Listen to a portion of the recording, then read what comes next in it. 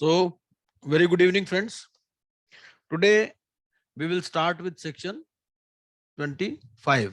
Section 25 का जो भी रिमेनिंग प्रोविजंस रह गए थे, लेकिन ये स्टार्ट करें इससे पहले एक दो क्लैरिफिकेशन।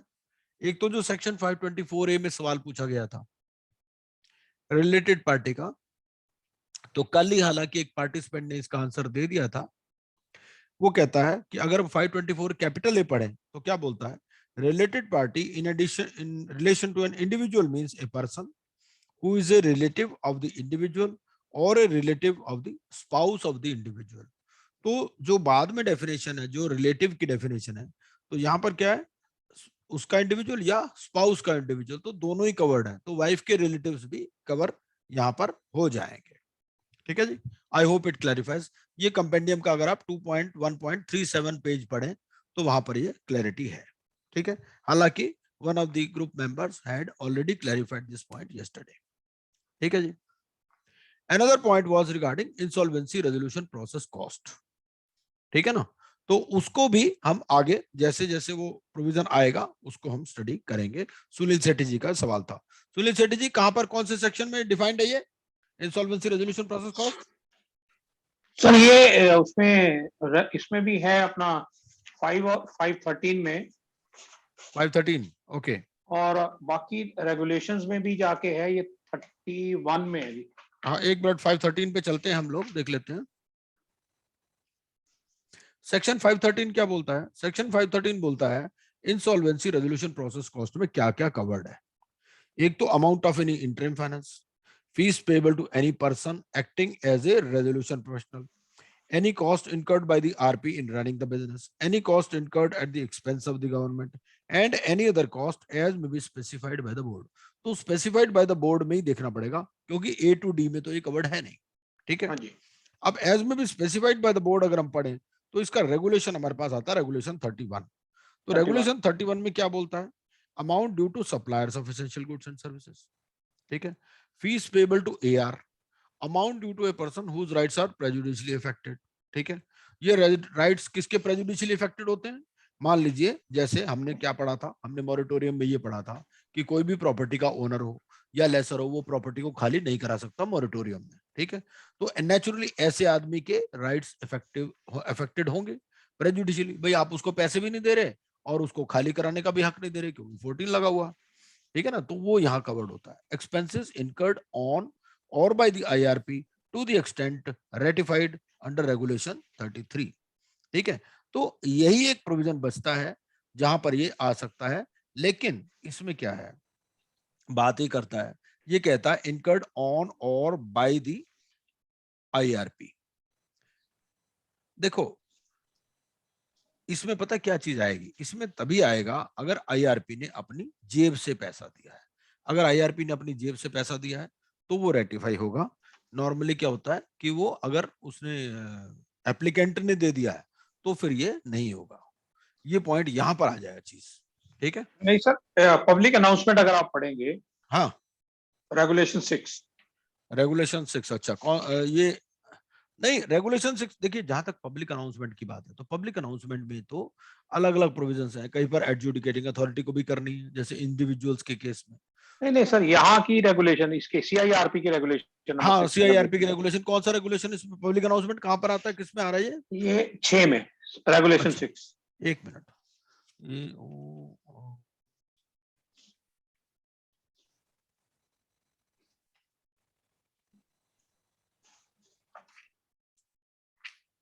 हाँ, पेज नंबर बताएंगे एक बार प्लीज। सर कंपेडियम का है ये 2.1.8.2। हाँ, 2.1.82, 82। एक मिनट। हाँ, तो ये 82 हो गया हमारा। ये 82 में बोलता है appointment and tenure of IRP है यहाँ पर। नहीं सर, अच्छा, the applicant shall bear the expenses of the public announcement which may be reimbursed by the committee to the extent it ratified them। देखिए बात पता कहाँ आ रही है, एप्लीकेंट कौन है? एप्लीकेंट RP तो एप्लीकेंट है नहीं। ठीक है ना, तो एप्लीकेंट जो है, एप्लीकेंट कौन है? एप्लीकेंट से सेक्शन 7 में फाइनेंशियल क्रेडिटर है। मतलब अगर बैंक ने एप्लीकेशन लगाई, ठीक है, बैंक ने वो कॉस्ट इनकर कर दी, उसको रेटिफाई हो गई, तो आईआरपीसी का कॉस्ट कहाँ बनी? मतलब बात समझ नहीं लो। नहीं सर, ये जो है ना, इसकी जो सेकंड की ये ओमिट किया हुआ है, हाँ ठीक है, ठीक है। सेकंड का इसके ओमिशन साथ क्या था इसका? ये ये क्लैरिफिकेशन क्लैरिफिकेशन। था। पहले जो हाँ था वो था expenses of the public announcement shall not form part of the insolvency provisional cost. ठीक तो है। ये अब यहाँ से ओमिट कर दिया, तो इट मींस अब ये part of the insolvency cost आ गई। नहीं ऐसा तो नहीं, इसके ऐसे ओमिशन से हम ऐसे कैसे पढ़ लेंगे? जो ओमिशन से हम ये तो देखिए, सीधी सी बात है। वो क्या कह रहा है? वो कह रहा है सीधी सी, आप 3 को पढ़ो ना, ओमिटेड को तो छोड़ो, आप ये पढ़ो, एप्लीकेंट जो है, applicant shall bear the expenses of the public announcement. अब एप्लीकेंट कौन विच होता है? एप्लीकेंट तो होता है आपका सेक्शन, भाई कोई भी लगा लो, सेक्शन कोई भी 7 हो 9 सकता है ना 10। सर, 7 9 10 में कोई भी। ऑपरेशनल ऑपरेशनल क्रेडिटर ही हो गया। हाँ तो जी। ऑपरेशनल क्रेडिटर मतलब ऑपरेशनल क्रेडिटर ने बियर कर लिए, ठीक है। हाँ जी। बाद में उसको रिइंबर्स हो गए, तो इंसॉल्वेंसी रेजोल्यूशन प्रोसेस कॉस्ट कहां से आ गई बीच में? वो जो रियम्बर्स होएगा सर, वो तो आएगा ना इसमें, वो कहाँ जाएगा? कौन सा? क्यों रिइंबर्स क्यों होगा? तो कंपनी के अकाउंट से पैसे दे दिए उसको, बात खत्म।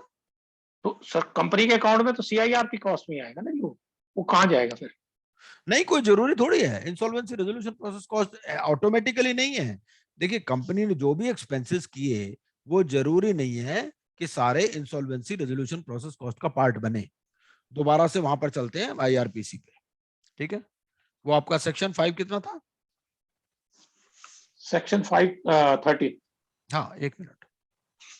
ये जो सेक्शन 513 है, ऐसा भी बहुत सारे एक्सपेंसेस होते हैं जो कि कंपनी करती है सीआईआरपी शुरू होने के बाद, लेकिन वो सारे एक्सपेंसेस ये जरूरी नहीं कि इंसॉल्वेंसी रेजोल्यूशन प्रोसेस कॉस्ट का पार्ट बने। जैसे मान लीजिए आपने कोई क्रिटिकल इनपुट्स की सप्लाई के लिए पैसे दी, आपकी गोइंग कंसर्न है, ठीक है। गोइंग कंसर्न में आप पैसे खर्च करोगे ना, करोगे? जो खर्च करोगे आप, तो वो क्या आईआरपीसी का कॉस्ट बन जाएंगे ना, ऑटोमेटिक नहीं है चीज। नहीं नहीं, सीआईआरपी अगर उसको रेटिफाई कर रही है तो फिर। नहीं नहीं नहीं नहीं, सीआईआरपी तो हर एक चीज रेटिफाई करेगी। हाँ जी। सीआईआरपी जो चीज रेटिफाई करेगी, ये इसका ये मतलब नहीं है कि वो इंसॉल्वेंसी रेजोल्यूशन प्रोसेस कॉस्ट का पार्ट बन जाएगी, दोनों अलग अलग चीजें हैं। नहीं सर, ऐसा नहीं कि पहले ये था कि अगर वो पहले रेटिफाई को छोड़ करती दो ना इवन जी, देन। पहले को छोड़ दो आप, पहले बात को हाँ जी। छोड़ दो।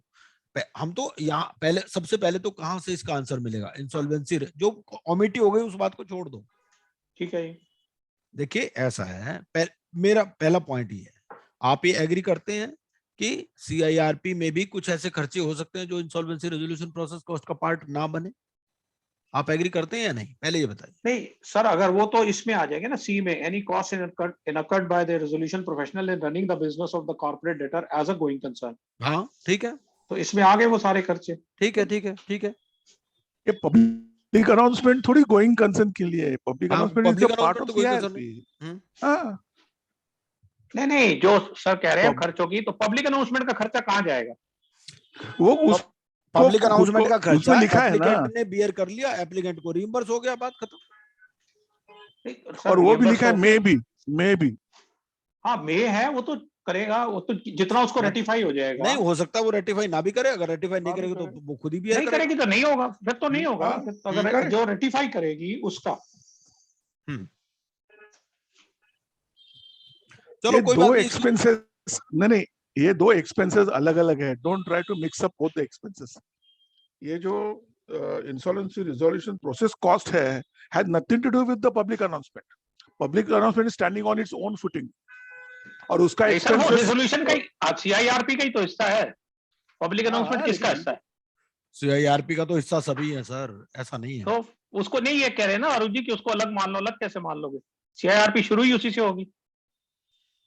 लेकिन ये दो अलग अलग एक्सपेंसेस है, इसका एक से दूसरे कोई सर मतलब नहीं है। नहीं तो वो कहीं ना कहीं तो जाएगा ना, किस साइड पे जाएगा?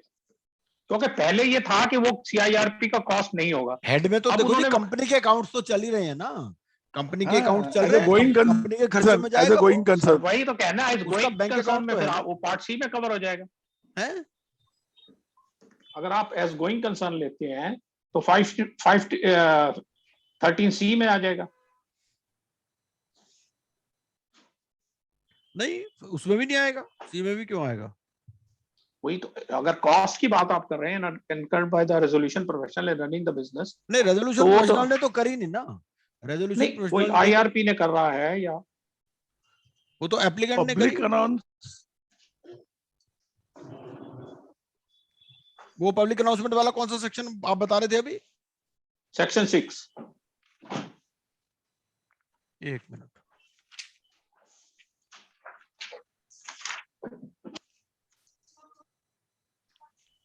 सेक्शन 6 था, रेगुलेशन 6 था जी? Section 15 है, Regulation 6 है।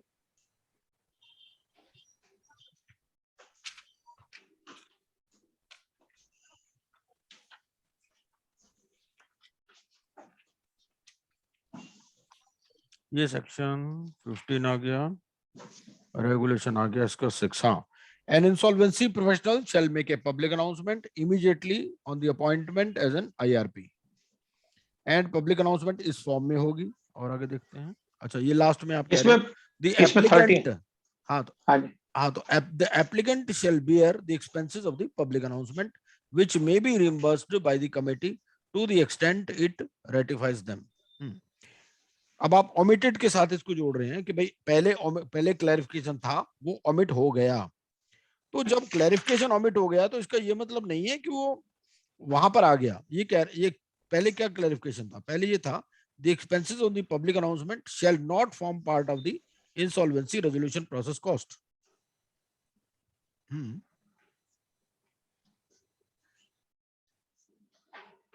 चलो फिर भी थोड़ा सा इसको और देख लेते हैं, इस पॉइंट को थोड़ा और। ठीक है। मेरे ख्याल से कुछ और एक्सप्लोर करने की बात है। मेरे को अभी भी लगता है कि ये जो है इंसॉल्वेंसी रेजोल्यूशन प्रोसेस कॉस्ट का पार्ट नहीं होना चाहिए। ये क्या है कि पहली बात तो ये पता ही नहीं चलेगा ना इसमें, तो कंफ्यूज कि भाई वो नहीं, यहाँ पे सबसे इंपॉर्टेंट है reimbursement by the committee. Company से नहीं जा रहा है, वो सीओसी से जा रहा है पैसा। सर इसीलिए वो सीओसी कर रहा है। इसीलिए तो वो आएगा ना part of CIRP cost. Sir इसमें वो कॉस्ट का इसमें नहीं है, वो डेफिनेशन में। गुप्ता जी, हाँ सर जी। इसमें डिनाई किया गया था पहले, shell not form the part of the insolvency cost. हाँ अभी ठीक है। वो ओमिट कर दिया, तो इसका मतलब ये नहीं हुआ कि वो शेल नॉट डिनाई खत्म हो गया। हाँ मतलब वही मैं कह deny रहा हूँ ना, का- खत्म हो गया तो फिर पार्ट ऑफ इंसॉल्वेंसी कॉस्ट आ मतलब गया जो ना। स्पेसिफिक नेगेटिविटी थी वो हटा दी गई है उसमें से, हम्म। तो ये उसका पार्ट बन सकता है सर। कोई बात नहीं, फिर भी थोड़ा सा और इसको एक्सप्लोर कर लेते हैं क्या है, ठीक है ना? अभी भी इसमें वो अगर पॉजिटिव प्रोविजन होता तब तो एक अलग बात थी। ये इसमें नेगेटिव था कि शेल नॉट फॉर्म, अब शेल नॉट फॉर्म को हटा दिया गया, तो it may be construed as कि it will become part of the cost. नहीं, दूसरा पॉइंट जो चक्रवर्ती जी का पॉइंट है, वो कहते हैं रिइंबर्स्ड बाय द कमिटी, मतलब सीओसी इसको रिइंबर्स करेगी। सीओसी का मतलब ये, सीओसी में कौन है? सीओसी में तो सिर्फ फाइनेंशियल क्रेडिटर्स हैं। हाँ जी, रिइंबर्स्ड लिखा, रेटिफाइड नहीं लिखा। Reimbursed by the committee, reimbursed by the committee का क्या मतलब? कमिटी भरो, या तो एप्लीकेंट भरो या सीओसी भरो। आप दूसरा एंगल देखो Okay. इसमें। हाँ सीओसी पे करेंगे। इंसॉल्वेंसी रिजोल्यूशन प्रोसेस कॉस्ट जो है वो उसका पार्ट नहीं बनेगा, वो देखो डिफाइंड है, उसमें क्या क्या चीजें आनी है। वो कहाँ से पैसा आता है, किससे पैसा आता है? वो इंसॉल्वेंसी रिजोल्यूशन प्रोसेस कॉस्ट कहाँ से आता है पैसा? वो तो 53 में जो बेच बाच के जो बचता है उसमें से देते हैं, सबसे पहले उसको देते हैं। वो वो तो पंडित है, पंडित का लिक्विडेशन में प्रसाद हो सबसे गया। पहले होता है। हाँ नहीं, वो तो लिक्विडेशन का चला गया, लेकिन सीआरपी में जो प्रोसेस हो रहा है, अगर हाँ, लिक्विडेशन नहीं है, अगर कंपनी उसमें तो रनिंग क्या होता है, है, उसमें तो क्या होता रनिंग है, अगर कंसर्न है कंपनी तो के उसको पास कुछ पैसे हैं, आएंगे ना। अगर कंपनी के पास पैसे हैं तो वो देते रहते हैं, लमसम देते रहते हैं। मान लो हाँ 2-2.5 लाख रुपए महीना दे दिया या लमसम दे दिया, वो फाइनल तो चीजें बाद हाँ में ही होती हैं। लेकिन मैं चक्रवर्ती जी के साथ एग्री करता हूँ, ये बोलते हैं रीइंबर्स्ड बाय द कमेटी। रीइंबर्स्ड का मतलब अलग है, रेटिफाइड का मतलब अलग है। रीइंबर्स का मतलब भैया या तो एप्लीकेंट भरो या जो फाइनेंशियल क्रेडिटर है वो भरो, जो सीओसी का पार्ट बने हैं। Anyway we still leave it open है। सुनील जी, ठीक है सर, ठीक है जी। आपका कुछ कहना है इस पर? रीइंबर्स्ड और रेटिफाइड, अगर यहाँ रेटिफाइड होता तो नहीं, मैं आपकी बात मान वो सकता हूँ। वही है ना जी, reimbursed by the committee to the extent it ratifies। हाँ, तो टू द एक्सटेंट का मतलब ये ना कि भाई वो जितना मना वो भी कर कर दे, सकते। हाँ तो अगर आप मना कर सकते हैं, बट अगर वो मना रीइंबर्स्ड, कर देंगे। रीइंबर्स्ड लिखा, रेटिफाइड क्यों नहीं लिखा? अगर रेटिफाइड लिखते तो मैं मान लेता भाई कंपनी से दे देंगे। ये कंपनी से नहीं देंगे, ये कहेंगे तुम भरो, जो कमेटी मेंबर्स हैं, या तो एप्लीकेंट भरे या कमेटी भरे। अब कमेटी में तो ऑपरेशनल क्रेडिटर है नहीं, वो कहेगा ऑपरेशनल क्रेडिटर इस प्रोविजन को देखेगा, वो कहेगा भाई लिखा है रीइंबर्स्ड बाय द कमेटी, तो मैं तो कमेटी का पार्ट हूं नहीं। तो मैं क्यों भरूं? ठीक है सर, थोड़ा और देख लेते हैं इसको फिर। हाँ, थोड़ा सा और इस चीज को, मतलब ये खास तौर से जो वर्ड रीइंबर्स लिखा है इसको थोड़ा और ध्यान करें। ठीक और है। मेरे हिसाब से अगर एक्सप्रेस प्रोविजन है कि इंसॉल्वेंसी रेजोल्यूशन प्रोसेस कॉस्ट में क्या आता है वो हमें एक्सप्रेसली दिया गया है, तो उसमें ये चीज आ नहीं रही। और उसमें क्या लिखा है, as may be specified by the regulations, regulations से ये चीज ओमिट हो गई। आप इसको दूसरे एंगल से देखो, वो कहता है कि रेगुलेशन में जो लिखा है, रेगुलेशन में तो इस बारे में कुछ लिखा ही नहीं। रेगुलेशन में तो लिखा है एप्लीकेंट शैल बियर। हाँ जी, वो तो है, नहीं वो तो एप्लीकेंट वही है। हम्म हम्म तो खुद लेकिन सर ये एक्सपेंसेस जो इंकर करना है और खुद हेलो खुद ये अगर ये 33(4) पढ़े अगर आप, अच्छा, सेक्शन 33(4). हाँ बट उसमें वही है, वो रेटिफाइड है, इसमें लिखा हुआ expenses ratified by the committee shall be treated as insolvency process वो cost। देखो फर्क है, देखो रीइंबर्स्ड और रेटिफाइड में फर्क होगा ना। यहाँ पर वर्ड लिखा रीइंबर्स, यहाँ रेटिफाइड लिख देता हूँ। रीइंबर्स्ड का मतलब यही है, या तो एप्लीकेंट बियर करे या जो फाइनेंशियल क्रेडिटर है वो बियर करे। या ये भी तो हो सकता है ना सर, जितना उन्होंने रेटिफाई कर दिया टू द हाँ एक्सटेंट रेटिफाइड, हाँ उतने को वो आ जाएगा, बाकी का जो है वो एप्लीकेंट बियर करेगा। हाँ, बाकी का एप्लीकेंट, बिल्कुल बिल्कुल ठीक, हाँ हाँ। भाई अगर 100 रुपए था और कमेटी नहीं कहती है कि भाई आपको तो 60 रुपए मिलेंगे। अभी एक एग्जांपल ले लीजिए कि हम लोग बोलते हैं applicant suppose for example section 7 का एप्लीकेशन है, फाइनेंशियल क्रेडिटर का है, हम्म, तो ही इज एन एप्लीकेंट, तो वो एक्सपेंसेस रन करता है, पैसा ये करता है, और देने वाला कौन पैसा है, वो खुद देने वाला है, क्योंकि he is a part of committee COC. अभी उसका मीनिंग ये देख लीजिए ना, एक ही सेंटेंस में क्या लिखा है, the applicant shall bear, that means financial creditor shall bear it.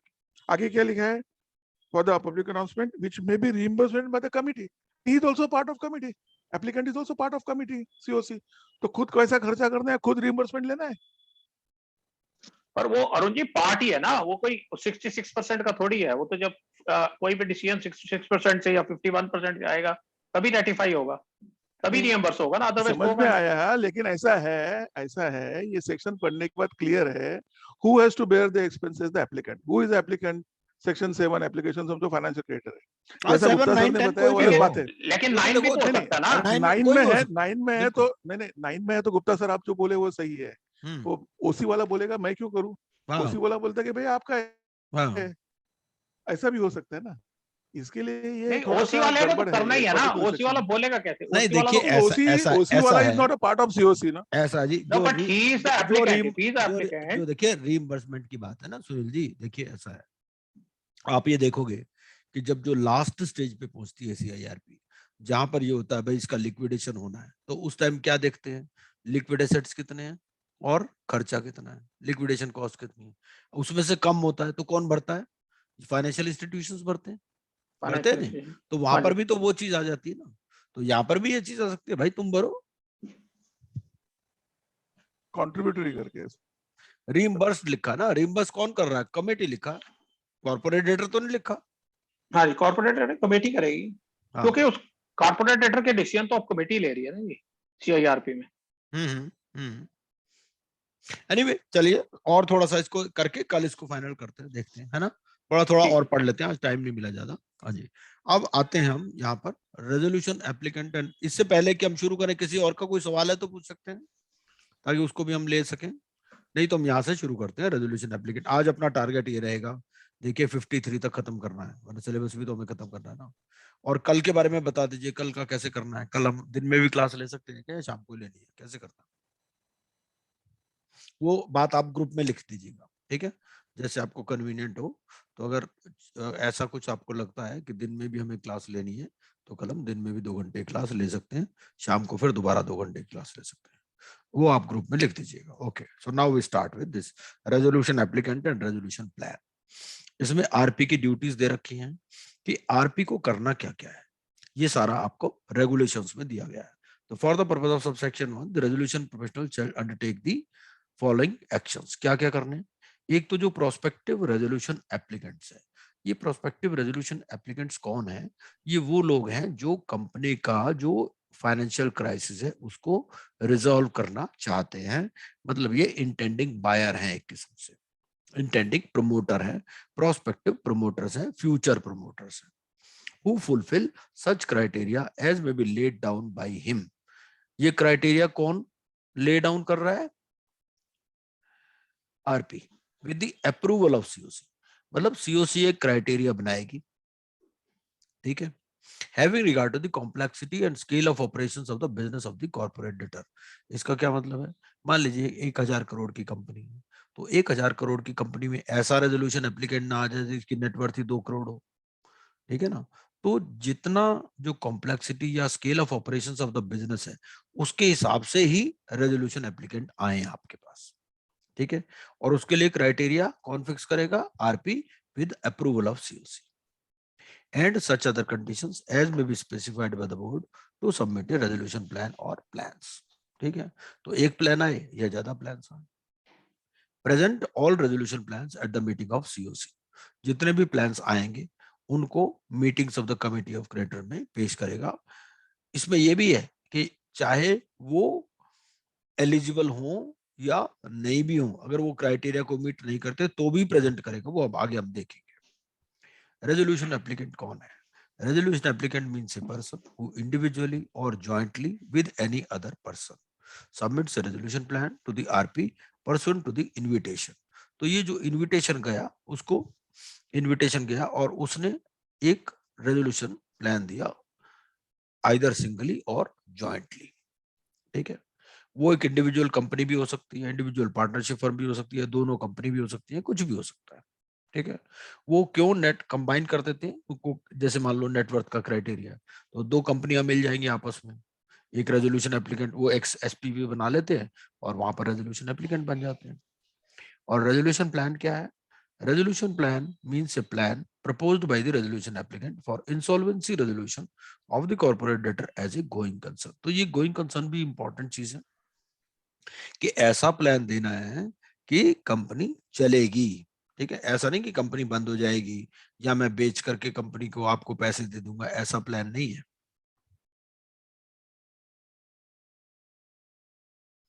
आगे देखते हैं। Invitation for expression of interest, ये सेक्शन 25(2)(h) है, रेगुलेशन 36(a)। तो अब उसके बाद में आपको क्या करना है? एक डिटेल्ड एक्सप्रेशन ऑफ इंटरेस्ट मंगाना है for submission of resolution plan. जैसे आप रिश्ता करते हैं तो रिश्ता करने में पहले क्या होता है? आप छोटा सा बायोडाटा देते हैं, ठीक है ना, कि भैया आप जो है एक्सप्रेशन ऑफ इंटरेस्ट के थ्रू भाई हम ये रिश्ता करना चाहते हैं, तो आप अपने अपने बायोडाटा भेजो, दूसरी पार्टी आपको बायोडाटा भेजती है। उसके बाद में आप क्या करते हो? एक उससे कहते हो भैया और डिटेल, आप जन्म पत्री मंगाते हो, कुछ मंगाते हो, तो ऐसा ही कुछ इसमें भी होता है। तो यहाँ पर क्या है? ये रिक्वेस्ट फॉर रेजोल्यूशन प्लान है, RFRP, detailed expression of interest for submission of resolution. आपने पहले देख लिए, आपके पास 15 बायोडाटा आ गए, 15 में से आपको लगा 4 सिलेक्टेड है, ठीक है ना, तो 4 को बोलते हो भाई आप और इन्फॉर्मेशन दो। तो ऐसे ही यहाँ पर भी है कि रिक्वेस्ट फॉर रेजोल्यूशन प्लान, भाई आप जो है अब अपना रेजोल्यूशन प्लान दीजिए, ठीक है। और क्राइटेरिया क्या होगा? क्राइटेरिया वो होगा जो कि अप्रूव्ड बाय सीओसी है। और ineligibility norms under 29A to the extent applicable for prospective resolution applicants. वो जो इनएलिजिबिलिटी नॉर्म्स हैं जो 29A में दिए गए हैं वो उसके अंदर रहेंगे, ठीक है। Basic information about the CD as may be required by a prospective resolution applicant. Company के बारे में बेसिक इंफॉर्मेशन रहेगी। आप उनसे कोई भी फीस या नॉन रिफंडेबल डिपॉजिट नहीं मांग सकते, क्योंकि क्या होता है लेकिन रिफंडेबल डिपॉजिट आप मांग सकते हो। भाई कोई आदमी ऐसी मजे लेने के लिए ना आपसे कह दे कि भैया हमें भी पूरा डेटा प्रोवाइड करो, ठीक है ना, तो आप रिफंडेबल डिपॉजिट मांग सकते हो। मान लो आपकी 1000 करोड़ की कंपनी है, तो आप कह सकते हो कि जी इतने करोड़ की आप हमें रिफंडेबल डिपॉजिट दो। नॉन रिफंडेबल नहीं मांग सकते क्योंकि वो डिस्करेजमेंट हो जाती है, ठीक है। अगर कोई आदमी जेन्युइनली अप्लाई करना चाहता है तो उसको वो हिंड्रेंस ना लगे, इसके लिए कहा गया है कि भाई कोई फीस या नॉन रिफंडेबल डिपॉजिट आप नहीं ले सकते for submission of expression of interest और रेजोल्यूशन प्लान, ठीक है। रिफंडेबल अरेस्ट मनी हो सकती है, security deposit and performance guarantee, ये भी शायद 10% से ज्यादा नहीं हो सकती। फिर इवैल्यूएशन मैट्रिक्स है एज अप्रूव्ड बाय सीओसी, ये मैंने पहले ही बताया आपको। इवैल्यूएशन मैट्रिक्स क्या होता है? इवैल्यूएशन मैट्रिक्स ये होता है कि इसमें कुछ क्वालिटेटिव और कुछ क्वांटिटेटिव कैरेक्टरिस्टिक्स रहती है। उसमें ये रहता है कि भाई ये अपफ्रंट कितने पैसे दे रहा है, इसका पुराना एक्सपीरियंस कितना है, परफॉर्मेंस गारंटी दे रहा है कि नहीं दे रहा, ठीक है, ओसी का ट्रीटमेंट कैसे कर रहा है, ये सारी बातें, कितने ईयर में इंप्लीमेंट करेगा रेजोल्यूशन प्लान को, each step in the process and the manner of interaction between the RP and the prospective resolution applicant along with corresponding timelines। ये पूरी आपको सारे चीजें डिस्क्राइब करनी है कि भाई किन किन टाइमलाइंस के हिसाब से आपको ये चीजें करनी है, ठीक है। वो टाइमलाइंस हमारी ऑलरेडी स्पेसिफाइड है 180 डेज के हिसाब से। फिर आपको एक ब्रीफ पर्टिकुलर सबमिट पब्लिश करने हैं फॉर्म जी में, ठीक है। और इसमें क्या है, टाइमलाइंस क्या है भाई, 75th day from the insolvency commencement date. तो आपको फॉर्म जी पब्लिश करना है किस, कहां पर, एक तो इंग्लिश न्यूज़पेपर और एक हिंदी न्यूज़पेपर में, on the website of the CD, on the website of the board. ये भी एक बहुत अच्छी प्रोफेशनल अपॉर्चुनिटी है। बहुत सारे लोग क्या करते हैं कि आईबीबीआई की साइट पर जा करके फॉर्म जी देखते हैं, या फिर वो उन पेपर्स को देखते हैं जहां पर गवर्नमेंट के टेंडर्स पब्लिश होते हैं। तो नॉर्मली ये जो है अपना फॉर्म जी वगैरह वहीं पब्लिश होते हैं। तो उससे क्या होता है कि वो उन कंपनियों को फिर अपने क्लाइंट्स को सजेस्ट करते हैं, भाई आपके काम की कंपनी है ये, तो आप अपने फॉरवर्ड इंटीग्रेशन या बैकवर्ड इंटीग्रेशन में ये वाला आप ले सकते हो, और इसका रेजोल्यूशन प्लान अगर बनाना है तो मैं बना देता हूँ आपका रेजोल्यूशन प्लान, ठीक है। क्योंकि उसके लिए कोई इंसॉल्वेंसी प्रोफेशनल भी होना जरूरी नहीं है। फिर आ गया expression of interest by prospective resolution applicant, ठीक है। अब ये जो दूसरी पार्टी है ये भी अपना इंटरेस्ट दिखा रहा है। क्या है इसमें, N undertaking by the PRA that it meets the criteria specified by the committee under 25(2)(h), ठीक है। जो भी उसका क्राइटेरिया फिक्स किया है उसने, उसको ये मीट करता है। फिर रेलेवेंट रिकॉर्ड्स भी देगा कि भाई अगर वहां पर कोई नेटवर्थ का क्राइटेरिया दिया है तो मेरी नेटवर्थ इतनी है, वो अपनी वो चीजें प्रूव करेगा कि I am capable. N undertaking bye PRA कि भाई 29A में एलिजिबल नहीं हूं, और सिर्फ अंडरटेकिंग ही नहीं देगा, वो रेलेवेंट इंफॉर्मेशन एंड रिकॉर्ड्स भी देगा कि भाई मैं जो है 29A में एलिजिबल नहीं हूं, ठीक है। N undertaking by the PRA that it shall intimate the RP फोर्थविथ कि अगर कभी भी मैं इनएलिजिबल हो जाऊंगा तो भी मैं इंटीमेट करूंगा आरपी को, ठीक है। And undertaking by the PRA that every information and record provided is true and correct, ठीक है। और मैं जो है मेरी जो रिफंडेबल डिपॉजिट है उसको फॉरफिट कर लेना, पिनल एक्शन कर लेना अगर मैं कोई गलत इंफॉर्मेशन देता हूं तो। ये है हमारा 25 बेसिकली, और बाकी जब रेगुलेशंस हम पढ़ेंगे उसमें तो हम इसको डिटेल में पढ़ेंगे। अब आता है सेक्शन 26। ये सेक्शन 26 क्या बोलता है, सेक्शन 26 ये बोलता है कि आपको जो पीयूएफई ट्रांजैक्शन है, प्रेफरेंशियल, अंडरवैल्यूड, ठीक है, अपना फ्रॉडुलेंट या एक्सटॉर्शनेट, ये जो ट्रांजैक्शंस हैं इसके लिए आपको क्या करना है, सबसे पहले you to form an opinion, then you have to determine कि भाई आपको एप्लीकेशन फाइल करनी है, and then you have to ultimately file the application. तो इसके लिए 75 दिन के लिए डिटरमिनेशन फॉर्मेशन ऑफ ओपिनियन, 115 दिन डिटरमिनेशन, और 135 दिन जो है फाइलिंग ऑफ एप्लीकेशन। कई बार क्या होता है कि पीयूएफई एप्लीकेशन फाइल करने के लिए आपको फोरेंसिक ऑडिट करवाना पड़ता है, क्योंकि आप कई बार पूरा जजमेंट खुद नहीं कर पाते, ठीक है ना।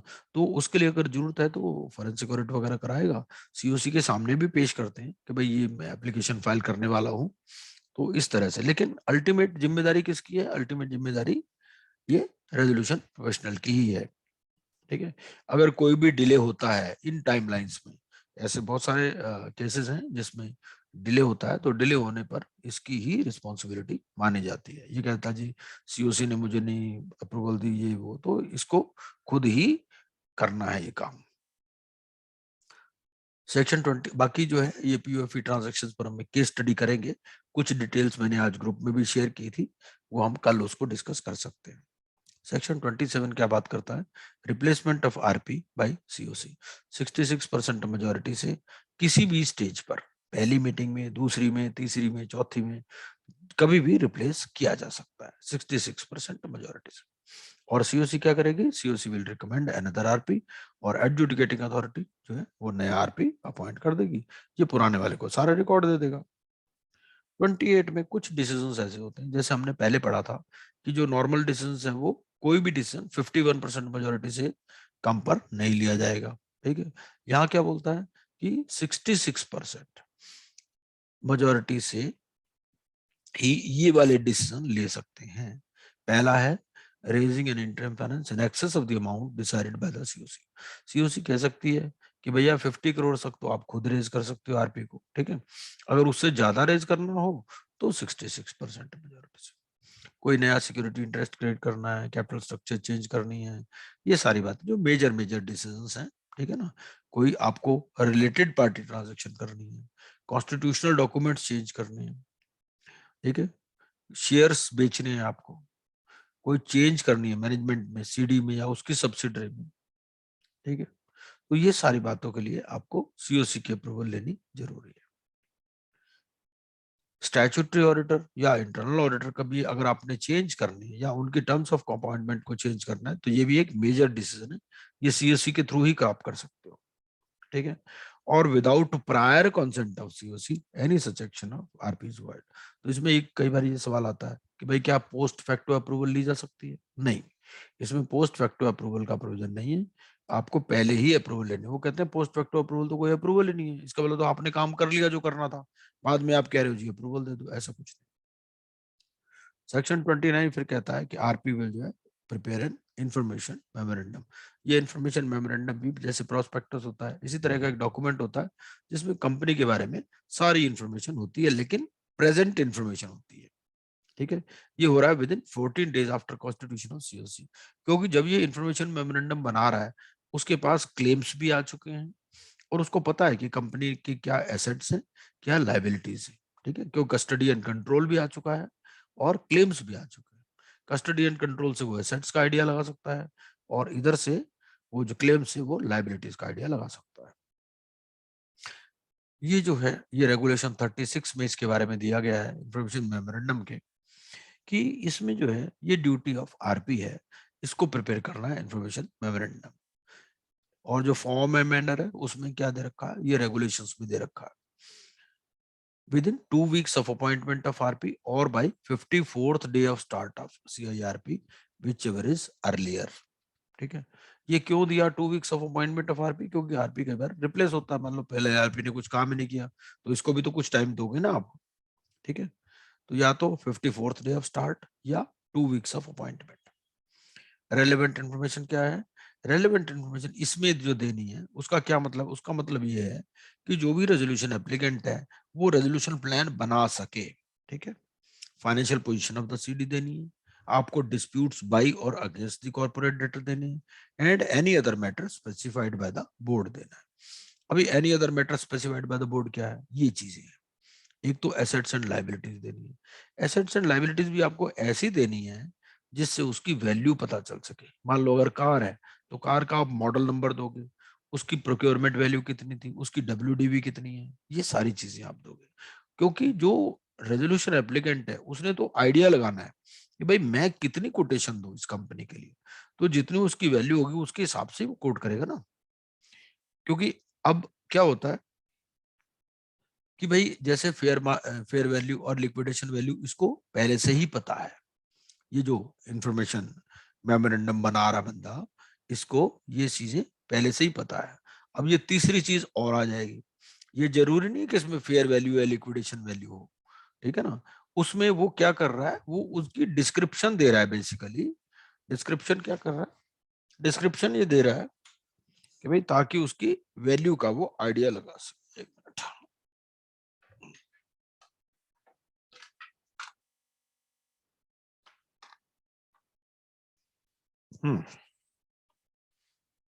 फिर लेटेस्ट एनुअल फाइनेंशियल स्टेटमेंट्स, जो भी लेटेस्ट फाइनेंशियल स्टेटमेंट्स हैं वो देनी है आपको।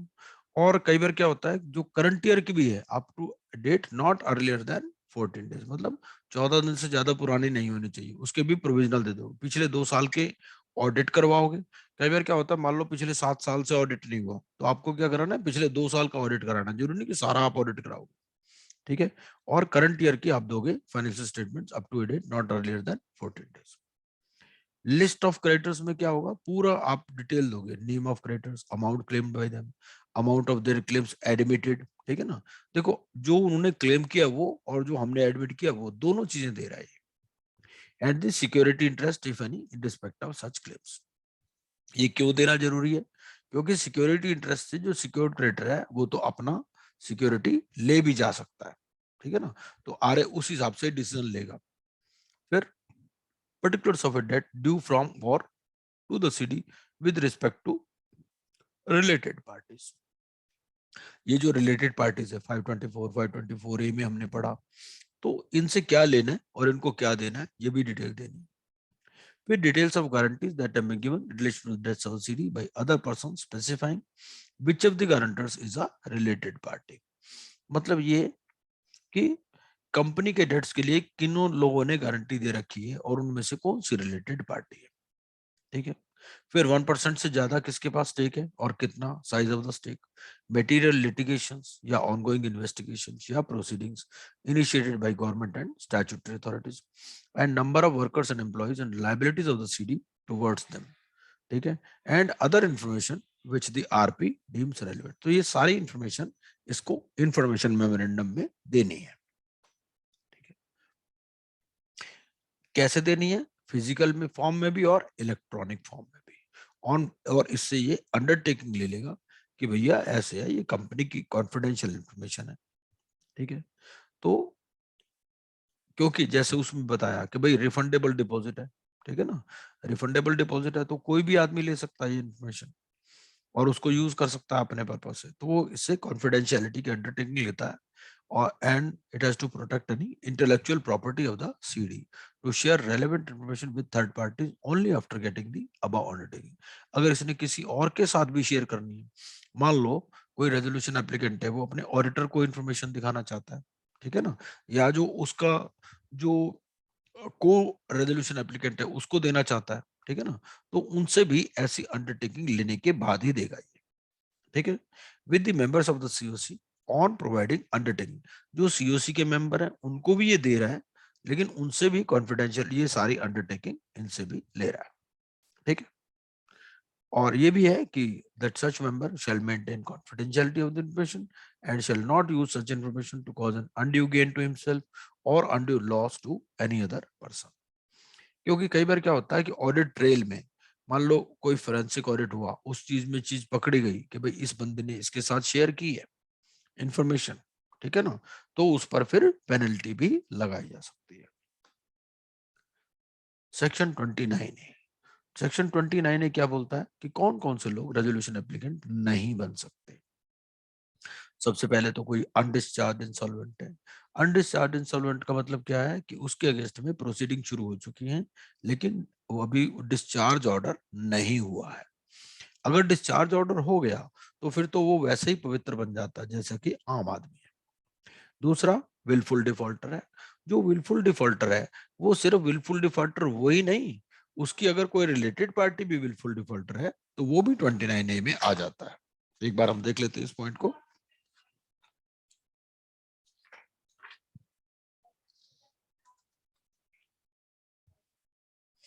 तो 29 में क्या बोलता है, is a wilful defaulter in accordance with the guidelines of the Reserve Bank of India issued under the Banking Regulation Act, ठीक है।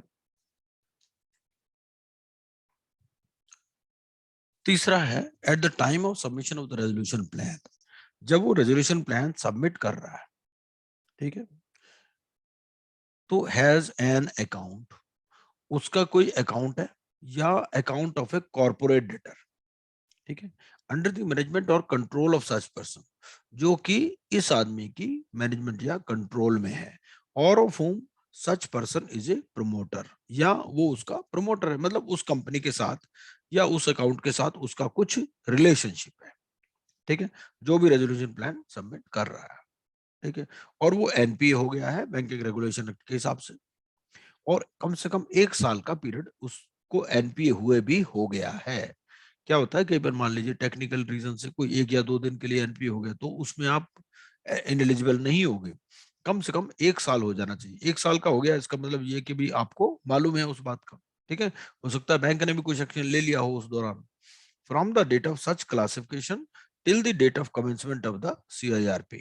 और कब से देखना है आपको, जो डेट, दो चीजें देखनी है, एक तो date of classification of NPA, दूसरी देखनी है date of commencement of CIRP। अगर उसका पीरियड 1 साल से ज्यादा है तो फिर आप इनएलिजिबल है। इसमें क्या बोलता है, इसमें ये बोलता है कि भाई कन्वर्टेबल इनटू इक्विटी की बजाय और कुछ ट्रांजैक्शंस में खास बात नहीं है। प्रोवाइडेड दैट, प्रोवाइडेड कहता है कि भाई आप फिर भी रेजोल्यूशन प्लान सबमिट कर सकते हो अगर आप जितने भी ओवरड्यू अमाउंट्स हैं विद इंटरेस्ट और चार्जेस, आप सारी चीजें पेमेंट करनी है आपको। आप ये नहीं कह सकते भाई मैं ओवरड्यू अमाउंट तो पेमेंट कर दूंगा लेकिन इंटरेस्ट नहीं दिया या चार्जेस नहीं दिए। सारी चीजें आपको देनी है, ओवरड्यू अमाउंट भी देना है, इंटरेस्ट भी देना है और चार्जेस भी देने हैं before submission of resolution plan. तो आप इसमें फिर प्लान सबमिट कर सकते हो। Provided further that nothing in this clause shall apply to resolution applicant where such applicant is a financial entity and is not a related party to the corporate debtor। अगर आप financial entity हैं और अगर आप related party नहीं है corporate debtor की तो ये क्लॉज आप पर अप्लाई नहीं होगी। फाइनेंशियल एंटिटी के लिए क्यों कहा गया, फाइनेंशियल एंटिटी के लिए इसलिए कहा गया कि बहुत सारे मान लो बैंक्स हैं, बैंक से मान लो किसी के शेयर्स खरीद रखे हैं कंपनी के, ठीक है ना, तो उसका कोई बिजनेस रिलेशनशिप नहीं है। बेसिकली इसका पॉइंट, अंडरलाइंग आइडिया क्या है कि अगर बिजनेस रिलेशनशिप है आपका उसके साथ और फिर भी वो NPA है, इसका मतलब you are hand in glove with such person, ठीक है ना। लेकिन फाइनेंशियल एंटिटी के साथ आप ये बात नहीं लगा सकते।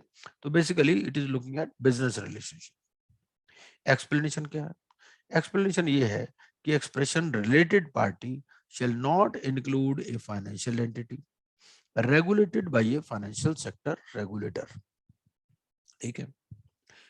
अब जो फाइनेंशियल एंटिटी है, ठीक है, वो रिलेटेड पार्टी में क्या दिया हुआ है, रिलेटेड पार्टी में दे रखा है भाई इतने 2% से ज्यादा शेयर कैपिटल हो जाएगी तो आप रिलेटेड पार्टी बन जाओगे, ठीक है।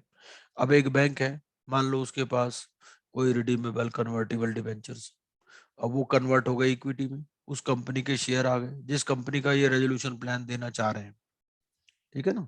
तो उस केस में ये वाली एलिजिबिलिटी अट्रैक्ट नहीं होगी क्योंकि बहुत सारे बैंक्स भी टेक ओवर कर लेते हैं कंपनीज को, ठीक है ना। तो इसलिए कि जो एक्सप्रेशन रिलेटेड पार्टी है वो यहाँ पर ये वाली चीज कवर नहीं होगी। दूसरा क्या है, दूसरा ये है कि आप एक ऐसी कंपनी हो जिसका काम ही पुरानी कंपनी को खरीदना है, ठीक है। तो उस केस में क्या होगा, मान लो आपने पहले कोई कंपनी खरीदी, जब कंपनी आपने खरीदी तो उसकी एसेट्स और लायबिलिटीज किसके बन जाएंगे, आपके बन जाएंगे, ठीक है।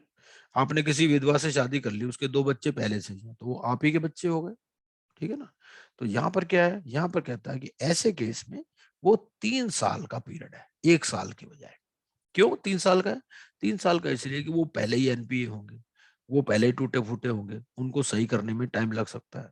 जरूरी तो नहीं ना 1 साल के अंदर ही सारे पेमेंट करो, जैसे उसमें क्या कह दिया, उसमें कह दिया 1 साल तक के NPA अगर है तो आप इनएलिजिबल है लेकिन आप पेमेंट करके आ सकते हो।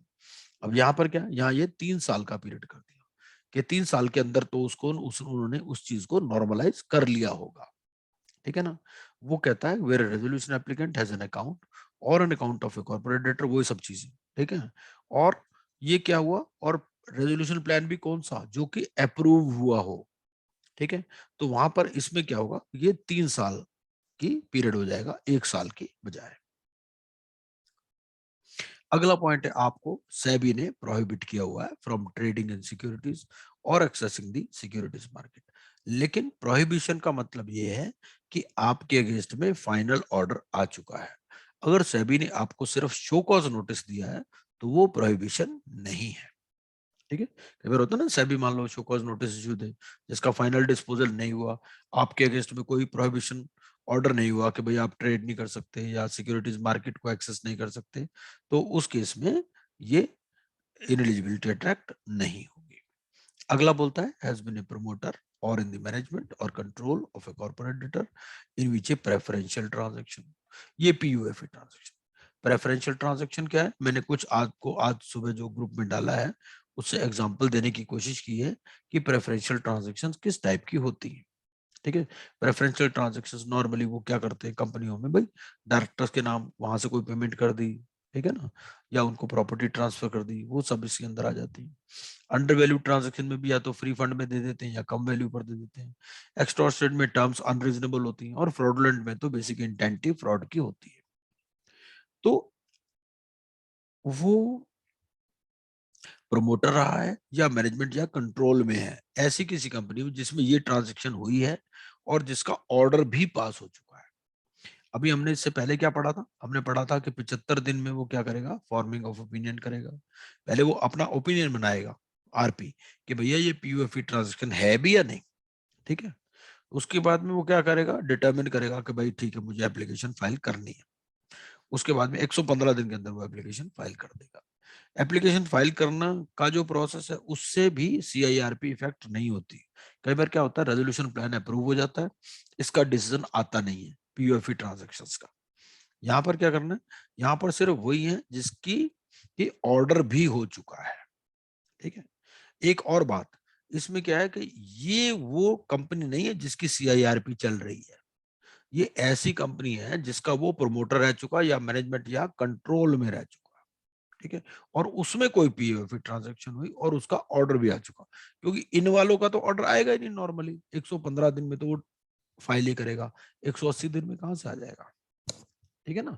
तो ये कौन सी ट्रांजैक्शन है, इस कंपनी की ट्रांजैक्शन की बात नहीं कर रहा, वो किसी दूसरी कंपनी में जहां पर ये गड़बड़ करके आया पीयूएफई ट्रांजैक्शन और उसका ऑर्डर भी पास हो चुका, वो ये मैनेजमेंट में था या कंट्रोल या मैनेजमेंट या प्रमोटर था, ठीक है। तो ये रेजोल्यूशन एप्लीकेंट नहीं बन सकता, प्रोवाइडेड दैट। अब देखो ये चीजें पता कहां से चलेगी, आप कहोगे यार वो ज्योतिषी है क्या, वो उसे कहां से पता चल जाएगा ये सब बातें। पहली बात तो वो खुद एफिडेविट दे रहा है कि भाई मैं इनएलिजिबल, कहीं पर भी इनएलिजिबिलिटी अट्रैक्ट नहीं करता। दूसरी बात ये कि जो आरपी है वो भी अपना दिमाग लगा रहा है, और फिर कुछ इंडिपेंडेंट एजेंसीज होती हैं वो भी ये चीजें वेरीफाई करती हैं कि भाई वो सारी चीजें साइट्स वगैरह पे जाके इस तरह से सब चीजें वो चेक करती हैं इन चीजों को। Provided that this clause shall not apply if a preferential PUFE transaction has taken place prior to the acquisition of the corporate debtor by the resolution applicant. अब क्या होता है कि ये लिखा है prior to the acquisition of the corporate debtor by the resolution applicant pursuant to a resolution plan approved under this code or pursuant to a scheme और plan approved by a financial sector regulator. मतलब ये transaction हो चुकी थी जब ये जो इसका एक्विजिशन हुआ, एक्विजिशन किसका, कॉर्पोरेट डेटर का, बाय द रेजोल्यूशन एप्लीकेंट। पहले इसने क्या कहा, मेन में ये कहा कि भाई वो उस कंपनी का प्रमोटर है या मैनेजमेंट या कंट्रोल में है।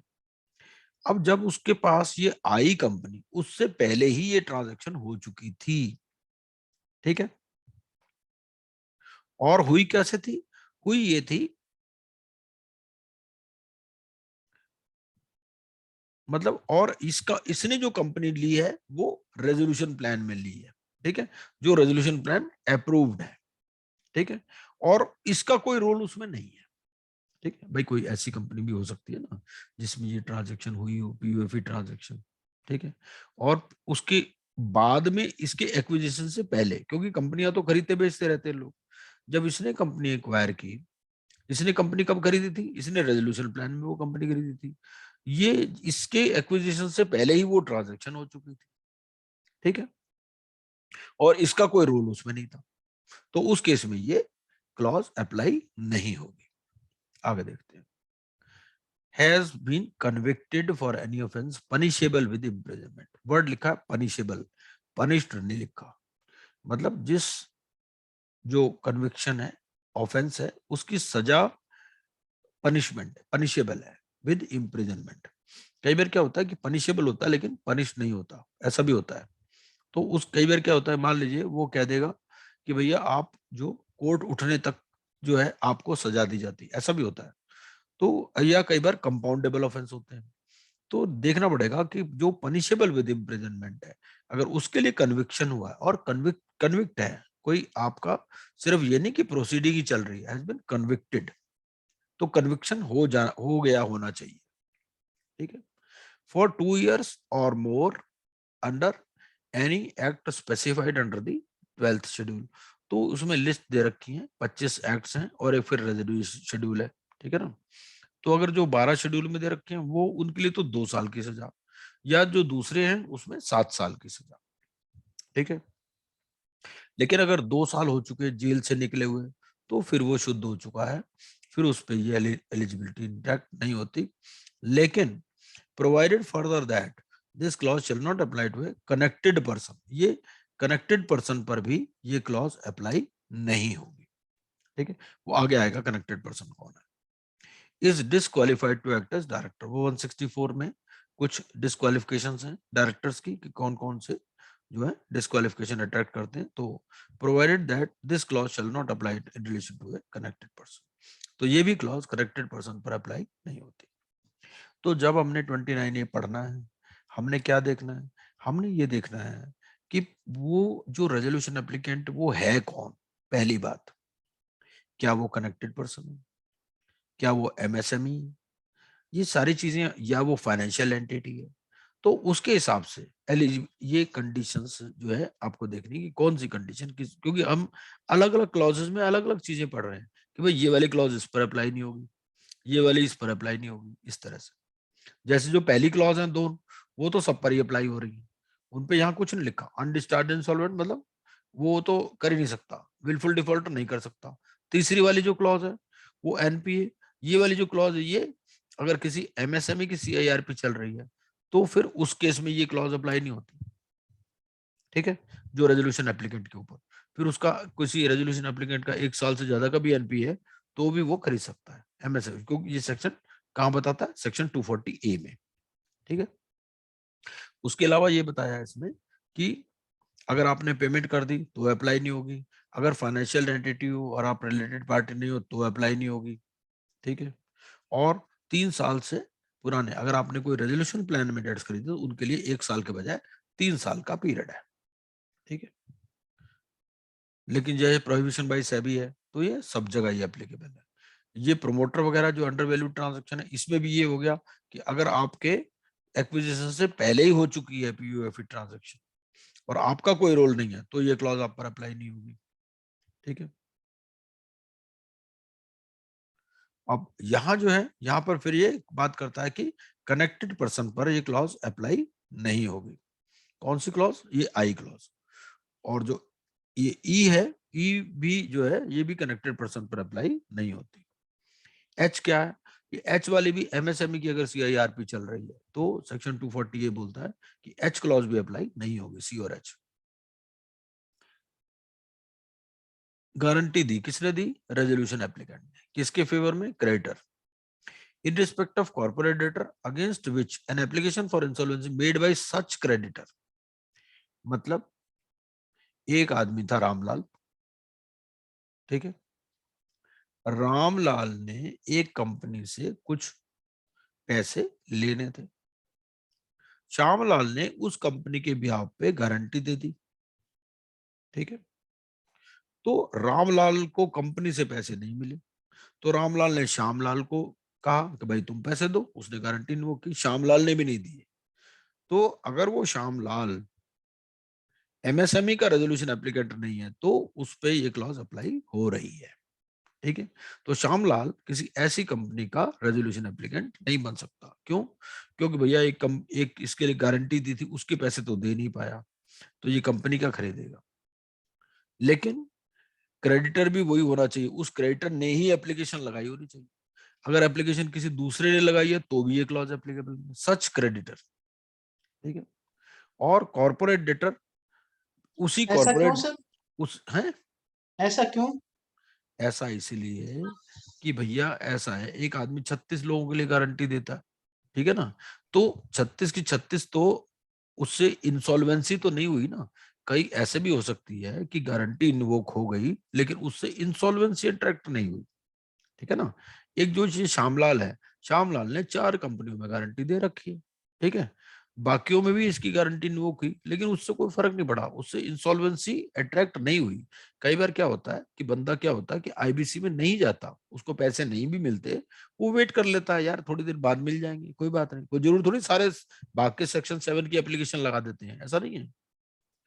तो इसमें बेसिकली बात, वो इसका जिम्मेदार है, आईबीसी में आने का जिम्मेदार है यही बंदा। भाई कंपनी ने पैसे नहीं दिए थे, ठीक है, इसने गारंटी दे रखी थी, ये पैसे दे देता तो भी तो नहीं है इंसॉल्वेंसी प्रोसीडिंग अट्रैक्ट होती ना, इसलिए। तो इसलिए इसको कहा कि भैया तुम ही तो जिम्मेदार हो इस कंपनी को डुबोने का, और तुम ही कह रहे हो मैं कंपनी को खरीद लूंगा। ठीक है, एमएसएमई है तो फिर भी चलो अलाउड है तुम्हें, ठीक है, ये पॉइंट है। Got it, sir. ठीक है जी। अगला है subject to any disability corresponding to clauses A to H under any law in a jurisdiction outside India. जैसे फॉरेन में क्या होता है, अमेरिका में वो सेंट्रल क्या वो कौन सा वो सीईसी है ना वहां पर, ठीक है ना, जैसे यहाँ पर हमारा सिक्योरिटीज एक्सचेंज कमीशन एसईसी, जैसे यहाँ सेबी है वहां पर सिक्योरिटीज एक्सचेंज कमीशन है। तो अगर सिक्योरिटीज एक्सचेंज कमीशन ने कोई प्रोहिबिशन लगा रखी है जैसे यहाँ पर सेबी, तो वो भी फिर आप इन एलिजिबल हो। कोई जुरिस्डिक्शन आउटसाइड इंडिया में भी, जुरिस्डिक्शन आउटसाइड इंडिया में भी अगर लंदन लंदन कोर्ट ने भी आपको कन्विक्ट कर दिया तो भी आप नहीं बन सकते, ठीक है। या फिर अगला बोलता है as a connected person not eligible under clauses A to I. अब ए टू आई में अगर कोई कनेक्टेड पर्सन है तो भी वो इनएलिजिबल है। अब कनेक्टेड पर्सन कौन है उसका भी पर्दा खोल देते हैं, क्या है कनेक्टेड पर्सन कौन है। पहला, any person who is the promoter on the management और control of the resolution applicant. Promoter है मैनेजमेंट या कंट्रोल में। Any person who shall be the promoter. Shall be the promoter का मतलब क्या है कि वो अभी प्रमोटर नहीं है, लेकिन जो रेजोल्यूशन प्लान आया है उसमें ये कहा गया है कि ये प्रमोटर बनेगा, ठीक है ना। तो अगर बनेगा तो वो भी फिर साफ सुथरा व्यक्ति होना चाहिए, ठीक है ना। तो any person who shall be the promoter और इन द मैनेजमेंट और control of the business of the corporator during the implementation of the resolution plan, तो ये कनेक्टेड पर्सन हो गए, ठीक है। भाई जिससे रिश्ता कर रहे हो उसके भाई बहन भी तो साफ सुथरे होने चाहिए ना, वो चीज है। ये तो नहीं ना कि भाई जेल में रह के आया हो उससे तो रिश्ता नहीं करोगे ना, वो चीज है। The holding company, subsidiary company, associate company और related party of refer to in clauses 1 and 2, ठीक है। इनकी कोई भी, ये जो ऊपर है जो प्रमोटर है मतलब होल्डिंग कंपनी, सब्सिडरी, एसोसिएट या रिलेटेड पार्टी, ये जो 1 और 2 में रेफरेंस है, ठीक है। प्रोवाइडेड दैट, ये नथिंग इन क्लॉज 3, क्लॉज 3 कौन सी, जो होल्डिंग कंपनी वाली है, होल्डिंग सब्सिडरी एसोसिएट या रिलेटेड पार्टी, ये अप्लाई होगा where such applicant shall where such applicant is a financial entity and is not a related party।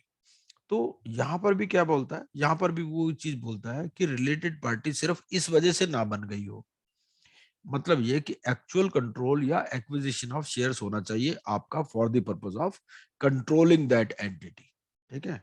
अगर आप रिलेटेड पार्टी सिर्फ फाइनेंशियल एंटिटी हो which is regulated by financial sector regulator, आपके पास कोई conversion की वजह से डेट इनटू इक्विटी, जैसे मैंने रिडीमेबल कन्वर्टिबल डिबेंचर्स का आपको एग्जांपल दिया, उस वजह से वो शेयर्स आपके पास आ गए, ठीक है ना, तो फिर ये क्लॉज अप्लाई नहीं होगी। वो रीजन क्या है, रीजन ये कि वहां बिजनेस कॉन्टेक्ट नहीं है, वो तो एक बैंकर है, बैंकर के पास थे पड़े हुए या रिडीमेबल प्रेफरेंस शेयर थे, वो यहाँ पर कन्वर्ट हो गए, इक्विटी में कन्वर्ट हो गए, कन्वर्टेबल प्रेफरेंस शेयर थे, वो चीजें अगर उस वजह से है तो फिर वो ये इनएलिजिबिलिटी अट्रैक्ट नहीं होती।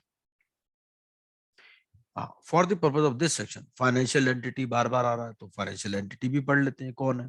फाइनेंशियल एंटिटी कौन है, वो कहता है एक तो इसमें शेड्यूल्ड बैंक है, any entity regulated by a foreign central bank, basically वो बैंक्स की बात कर रहा है या एसेट मैनेजमेंट कंपनीज की बात कर रहा है, ये वेंचर कैपिटल फाइनेंस की बात कर रहा है, ठीक है ना। तो ये या ऑल्टरनेटिव इन्वेस्टमेंट फंड, तो ये सारे फाइनेंशियल एंटिटी के अंदर आते हैं।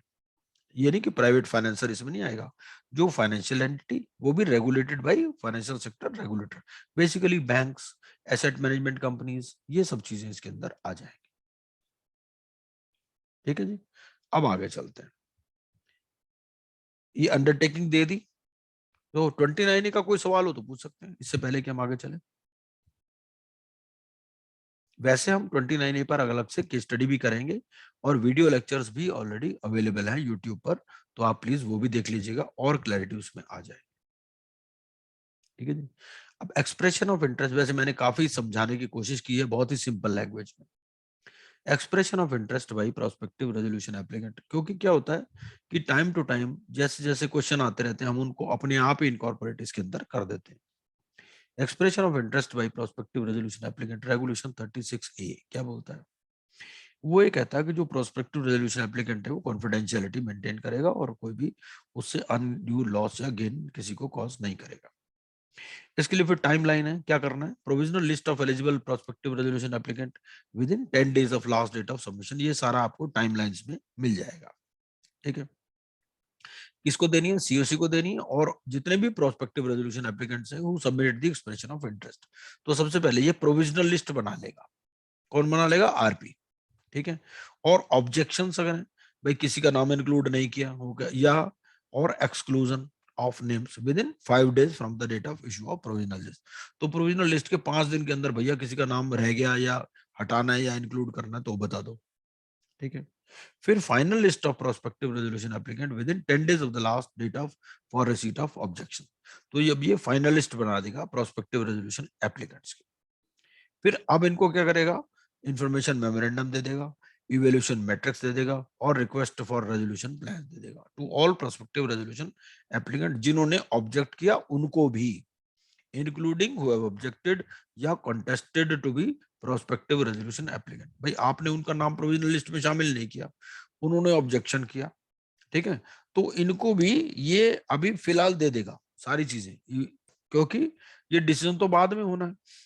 और ये जो इंफॉर्मेशन मेमोरेंडम है, इवैल्यूएशन मैट्रिक्स है या रिक्वेस्ट फॉर रेजोल्यूशन प्लान है, ये सबको दे देगा कितने? विद इन 5 days of issue of provisional list. उसके बाद में ये आता है प्रिजर्वेशन ऑफ रिकॉर्ड्स के बारे में, इसको खास बात नहीं है।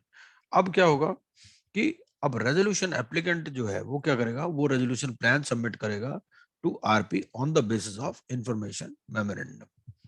देखिए ऐसा है, जो मेन पॉइंट्स हैं रेगुलेशंस के वो मैं कवर करता जा रहा हूं, बाकी हम पूरे के पूरे रेगुलेशंस अलग से भी पढ़ेंगे। और सारे पॉइंट पर ऑलरेडी वीडियो लेक्चर भी है, उसमें कोई चेंज नहीं है।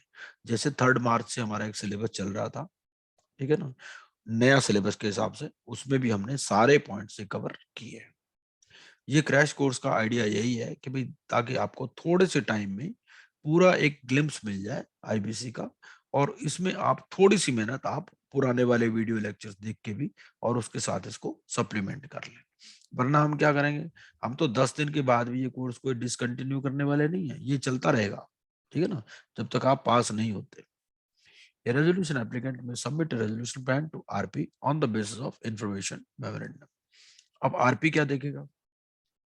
जो भी रेजोल्यूशन प्लान उसके पास आ गया उसमें ये देखेगा सबसे पहले तो क्या भैया ये जो इंसॉल्वेंसी रेजोल्यूशन प्रोसेस कॉस्ट है ये कवर हो रही है या नहीं हो रही। पता चले हमने इंसॉल्वेंसी रेजोल्यूशन प्रोसेस कॉस्ट की डेफिनेशन आज भी देखी, ठीक है ना, तो अब उसमें ये है कि भाई ये कवर हो रही है कि नहीं हो रही, मिनिमम ये तो कवर होनी चाहिए। दूसरी बात, जो ओसी हैं बेचारे, जो ऑपरेशनल क्रेडिटर हैं, उनको क्या मिले?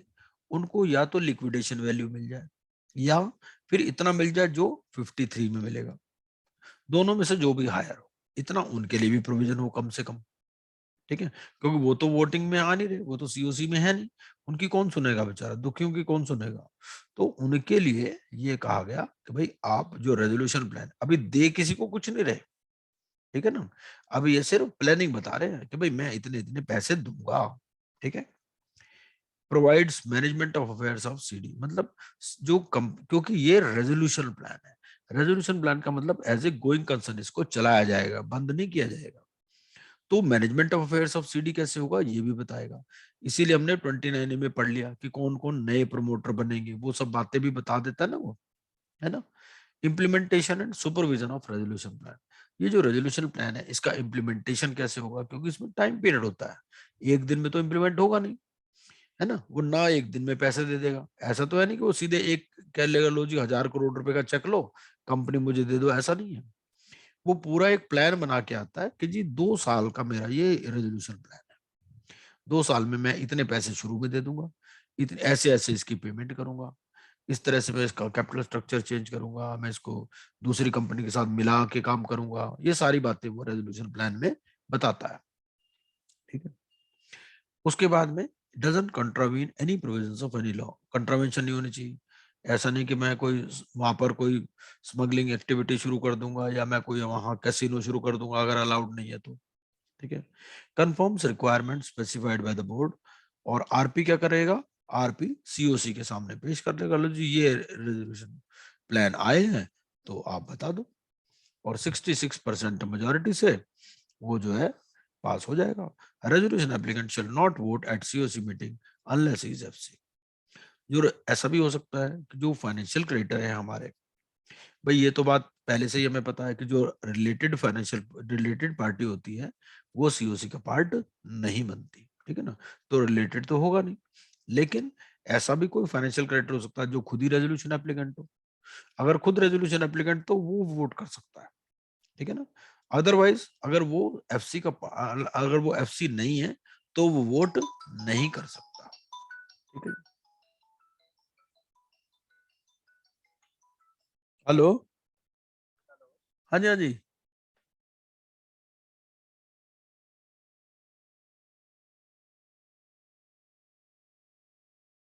हाँ जी, हाँ जी। तो अब ये आता है जी,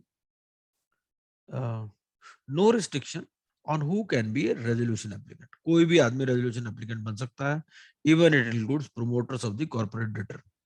देखो जो रिस्ट्रिक्शन लगानी थी वो लगा दी, ठीक है। अगर हम इसको दोबारा से पढ़ें 29 ए यहाँ पर, तो 29 ए में क्या कहता है, 29 ए में कहता है कि भैया ये जो प्रोमोटर है, ठीक है, ये प्रोमोटर, प्रोमोटर कौन सा, प्रोमोटर में अगर दागी प्रोमोटर है तो, अगर दागी नहीं है तो कोई दिक्कत नहीं है, ठीक है। मान लो जो गड़बड़ करके आया, पीओफी ट्रांजैक्शन है या और कुछ चीज है या एनपीए अकाउंट है, फिर तो नहीं बन सकता, ठीक है ना। लेकिन अगर ये सब चीजें नहीं है तो प्रोमोटर भी बन सकता है। No restriction on who can be a resolution applicant, even include promoter of the corporate debtor, and this provision would facilitate proposals for persons interested in commercially viable but insolvent businesses to rescue such entities, creating value for all stakeholders in the process. अब आगे देखते हैं। अब जो section 30 है, section 30 में ये थोड़ा सा चेंज हो गया, वो मैंने पहले ही आपको बता दिया। जो ओसी है, ओसी को क्या मिलता है, कम से कम जो रेजोल्यूशन प्लान आया है उसमें ये देख लेगा, या तो उसको 53 में जो लिक्विडेशन वैल्यू मिल रही है वो मिल जाए, ठीक है, या फिर उसको ये जो है जो the amount that would have been paid to such creditor if the amount to be distributed under the resolution plan had been distributed in accordance with the order of priority under section 53। तो 53 वाली value या liquidation value. अब liquidation value आपके resolution applicant को नहीं पता, ठीक है, आपकी लिक्विडेशन वैल्यू सीओसी को पता है या फिर किसको पता है, आरपी को पता है।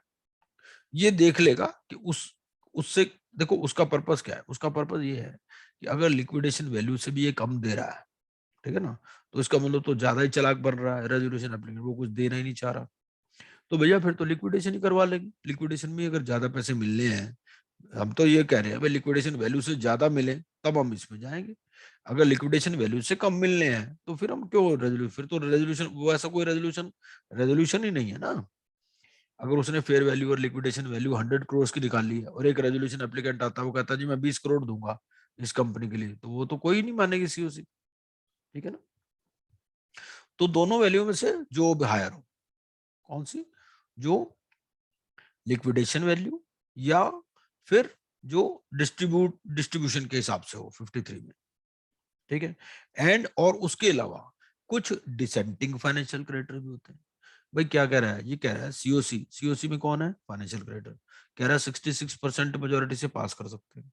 इसका मतलब 34 ऐसे भी हो सकते हैं ना जो इसको नहीं मान रहे इस बात को। मान लो 80% से पास हुआ तो 20% ऐसे भी तो है ना जो नहीं मान रहे। तो ये जो नाराज है फूफा ताऊ, इनको भी बनाना जरूरी है। इनको कितने पैसे देने हैं, इनको भी उतने पैसे देने जितने की लिक्विडेशन में मिलते हैं। भाई दो ही बातें हैं, या तो कंपनी का रेजोल्यूशन हो जाता या लिक्विडेशन हो जाता, ठीक है ना। अगर रेजोल्यूशन नहीं हो रहा तो ये रेजोल्यूशन के लिए राजी नहीं हो रहे, ठीक है ना। रेजोल्यूशन प्लान आया, इन्होंने कह दिया हम नाटते हैं भाई, हम नहीं राजी है इस पर, ठीक है। इसका मतलब ये लिक्विडेशन चाह रहे हैं।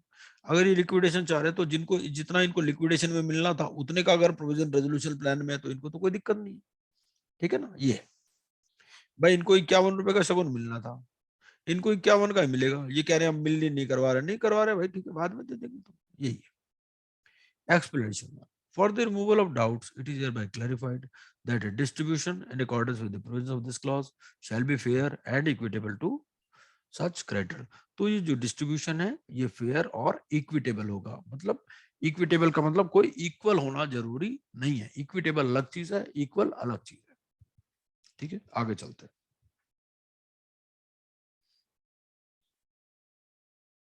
Explanation 2. For the purpose of this clause, it is hereby declared that on and from the date of commencement of the insolvency mechanism, the provisions of this clause shall apply to. अच्छा, पहला अब यह है कि ये क्योंकि बाद में आया है, पहले क्या था, पहले सिर्फ लिक्विडेशन वैल्यू था, इन्होंने अब दो चीजें और ऐड कर दी। इन्होंने कर दिया कि जो डिस्ट्रीब्यूशन में जो पैसा मिलेगा, ठीक है ना, तो अगर उनके लिए वो क्या कहता है कि उन पर ये ट्रांजिशनल प्रोविजंस है बेसिकली, कि जहां पर रेजोल्यूशन प्लान अप्रूव नहीं हुआ या रिजेक्ट हो गया या अपील प्रेफर्ड है तो वहां पर भी ये प्रोविजन लागू होंगे। इतनी सी बात है इसमें, ठीक। आगे चलते हैं।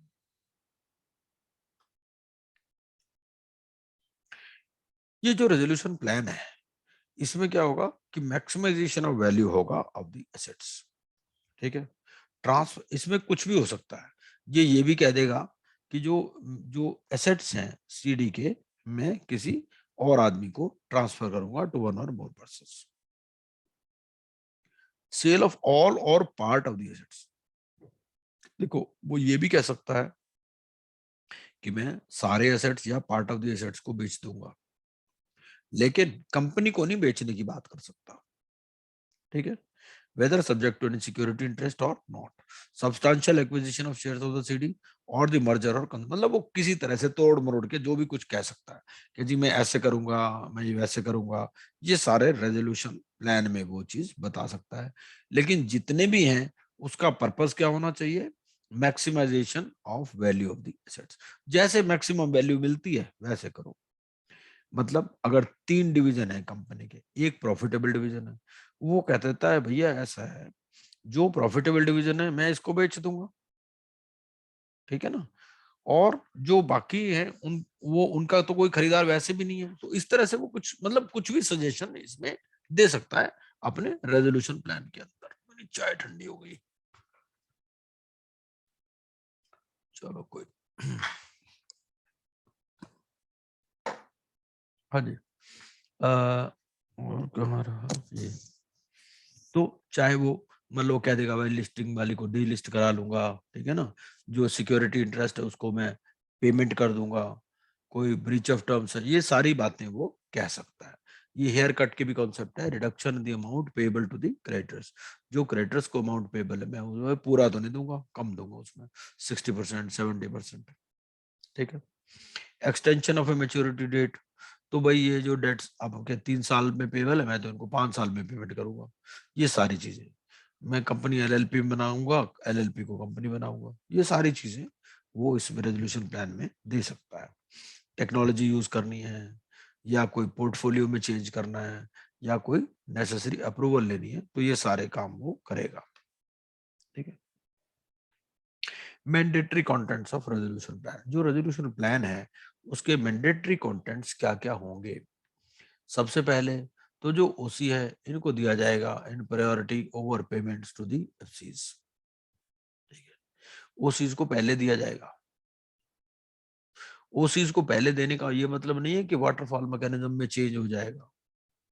उसको पता है टोटल तो इतने देने हैं, टोटल इतने देने हैं, तो घर में भी क्या होता है यार, पहले बुजुर्गों को रोटी दे दो या बच्चों को दे दो, ऐसा ही कुछ यहाँ वो क्या कर रहा है, ऑपरेशनल क्रेडिटर्स को पहले दे रहा है in priority over payment to FCs. भाई एफसीज जो है, एफसीज को तो मिलना ही मिलना, उस हिसाब से उन्होंने डिसीजन लिया है, ठीक है ना। ओसी बेचारे ना ये डिसीजन में मेकिंग में थे, ना ये सीओसी में थे, तो पहले इनको दे दो, ठीक है, in priority for payment to FCs. A statement that how it has dealt with the interest of all stakeholders, ये सारी बातें बताएगा, भाई मैंने एफसी को कितना पेमेंट करना है, ओसी को कितना पेमेंट करना है, ये सारी चीजें। A statement giving details if the RA or any of its related party has failed to implement, अगर पुराना इन्होंने कोई रेजोल्यूशन प्लान दिया था किसी कंपनी में और उसमें फेल हुए थे या फेलियर के लिए ये जिम्मेदार थे, तो वो चीज भी बताएगा, ठीक है। ये टर्म्स ऑफ प्लान क्या है, इम्प्लीमेंटेशन शेड्यूल क्या है, मैं 2 साल में इम्प्लीमेंट करूंगा, 5 साल में करूंगा, कैसे करूंगा, ये सारी चीजें। उस दौरान जो मैनेजमेंट एंड कंट्रोल है बिजनेस का, वो कैसे होगा।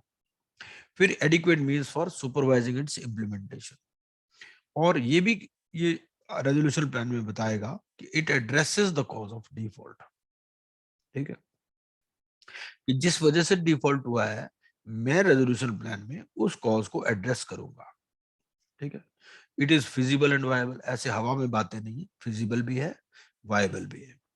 It has provisions for its effective implementation, it has provisions for the approvals required and it's timelines. तो ये सारी चीजें, तो मतलब जैसे मान लो मैंने 2 कंपनियों को मिलाना है, उसके लिए मान लो कंपटीशन कमीशन की अप्रूवल की जरूरत है, तो वो सारी चीजें। The RA has the capability to implement the plan, तो ये सारी बातें इसके अंदर आएंगी, ठीक है। अप्रूवल ऑफ रेजोल्यूशन प्लान, अब ये है कि submission of resolution plan by the prospective resolution applicants in the final list. ये जितने भी प्रोस्पेक्टिव रेजोल्यूशन एप्लीकेंट्स हैं, ये आरपी को अपना प्लान देंगे electronically within prescribed time in form जी, ठीक है। जो भी टाइम फॉर्म जी के अंदर दिया गया था उस प्रेस्क्राइब टाइम में, फॉर्म जी में टाइम लिखा जाता है कि भाई कितने टाइम में आप अपना रेजोल्यूशन प्लान दोगे, एफिडेविट दे दोगे और अंडरटेकिंग दे दोगे, सारे हमारे करेक्ट हैं, ठीक है। फिर ये ड्यू डिलिजेंस होगी कि ये पूरे प्लान को चेक करेगा, ये देखेगा 25(2)H की रिक्वायरमेंट, 29A की रिक्वायरमेंट, ये सारी रिक्वायरमेंट किसको देखनी है, आरपी को देखनी है, ठीक है। CIRP के रेगुलेशंस को ये देख लेगा, या फिर other requirement as specified in the request for resolution plan, कि वो जो भी रिक्वायरमेंट थी उसके हिसाब से ये प्लान आया है या नहीं आया, ये सब बातें ये देख लेगा। आरपी जो जितने भी कंप्लायंट रेजोल्यूशन प्लान्स हैं उनको सीओसी को दे देगा for its consideration along with PUFE transactions and orders on these transactions, ठीक है। फिर evaluation as per evaluation matrix and approval by the COC, मतलब जो इवैल्यूएशन मैट्रिक्स सीओसी ने दिया था उसके हिसाब से उन प्लान्स को इवैल्यूएट करेगा। क्योंकि जैसे टेंडरिंग में अगर हमने देखा हो तो टेंडरिंग में क्या होता है कि ना, मान लो 4 लोगों का टेंडर आ गया, ठीक है ना, अब आप उसको इवेल्युएट करते हो, किसी ने कह दिया जी मैं शुरू में 100 करोड़ दूंगा, किसी ने कह दिया 200 करोड़ दूंगा, तो आप उसको इवेल्युएट करोगे ना, उसके लिए आप मार्क्स अवार्ड करते हो, तो मार्क्स अवार्ड करके आप उनको क्राइटेरिया फिक्स करके और इस तरह से देते हो कि भाई ये वाला फर्स्ट प्लान, ये फर्स्ट है, ये सेकंड, थर्ड, फोर्थ, इस तरह से, ठीक है। फिर manner of approval in case of more than one compliant plan, अगर एक से ज्यादा कंप्लायंट प्लान है तो कैसे मैनर ऑफ अप्रूवल होगा, and submission of approved plan to the adjudicating authority along with form H. ये फॉर्म एच क्या है, कंप्लायंस सर्टिफिकेट है, और इसके साथ में जो भी अप्रूव्ड प्लान हो जाएगा वो एडजुडिकेटिंग अथॉरिटी को सबमिट कर देगा, एक ही प्लान फाइनली अप्रूव होता है। अगर 2 प्लान्स के मार्क्स भी सेम आ गए तो वो टाई ब्रेकर फार्मूला पहले इवॉल्व कर लेते हैं कि टाई ब्रेकर फार्मूला के हिसाब से किसको सेलेक्ट किया जाएगा। And proof of receipt of performance security guarantee before at least 15 days before the date of completion of CIRP, ठीक है। इनसे परफॉर्मेंस सिक्योरिटी, परफॉर्मेंस गारंटी भी ले ली जाती है। ऐसे नहीं कि बातें करके चला जाए, बाद में कुछ दे ना, अभी तो कह दिया मैं 100 करोड़ दूंगा, बाद में दे ही नहीं रहा, नाटक कर रहा, तो इसलिए इससे परफॉर्मेंस गारंटी भी ले लेते हैं। और फिर ये जो प्लान है ये डीम्ड कंसेंट मान ली जाते हैं of the members of the CD, मतलब अगर मेमोरेंडम में कुछ लिखा है कि भाई ये कंपनी को अमेलगमेट नहीं कर सकते, बेच नहीं सकते without approval of share holder, तो वो मान ली जाएगी कि अप्रूवल ऑफ शेयर होल्डर हो गई। सेक्शन 31 क्या कहता है, जो एडजुडिकेटिंग अथॉरिटी है they will review the resolution plan sanctioned bye the COC for ensuring कि भाई जितने भी जो भी क्राइटेरिया है दिया गया सेक्शन 30 सब सेक्शन 2 में उस क्राइटेरिया को मीट करता है, रीपेमेंट इंश्योर करता है, ठीक है, और जो भी satisfies other conditions has been prescribed by IBBI. तो एडजुडिकेटिंग अथॉरिटी को ये भी देखना है कि भाई जो हमारी A to E कंडीशंस है 30 सबसेक्शन 2 की वो भी ये मीट करता है। अगर ये अप्रूव हो गया तो सब पर ये बाइंडिंग हो जाएगा और जो मॉरेटोरियम है वो खत्म हो जाएगा।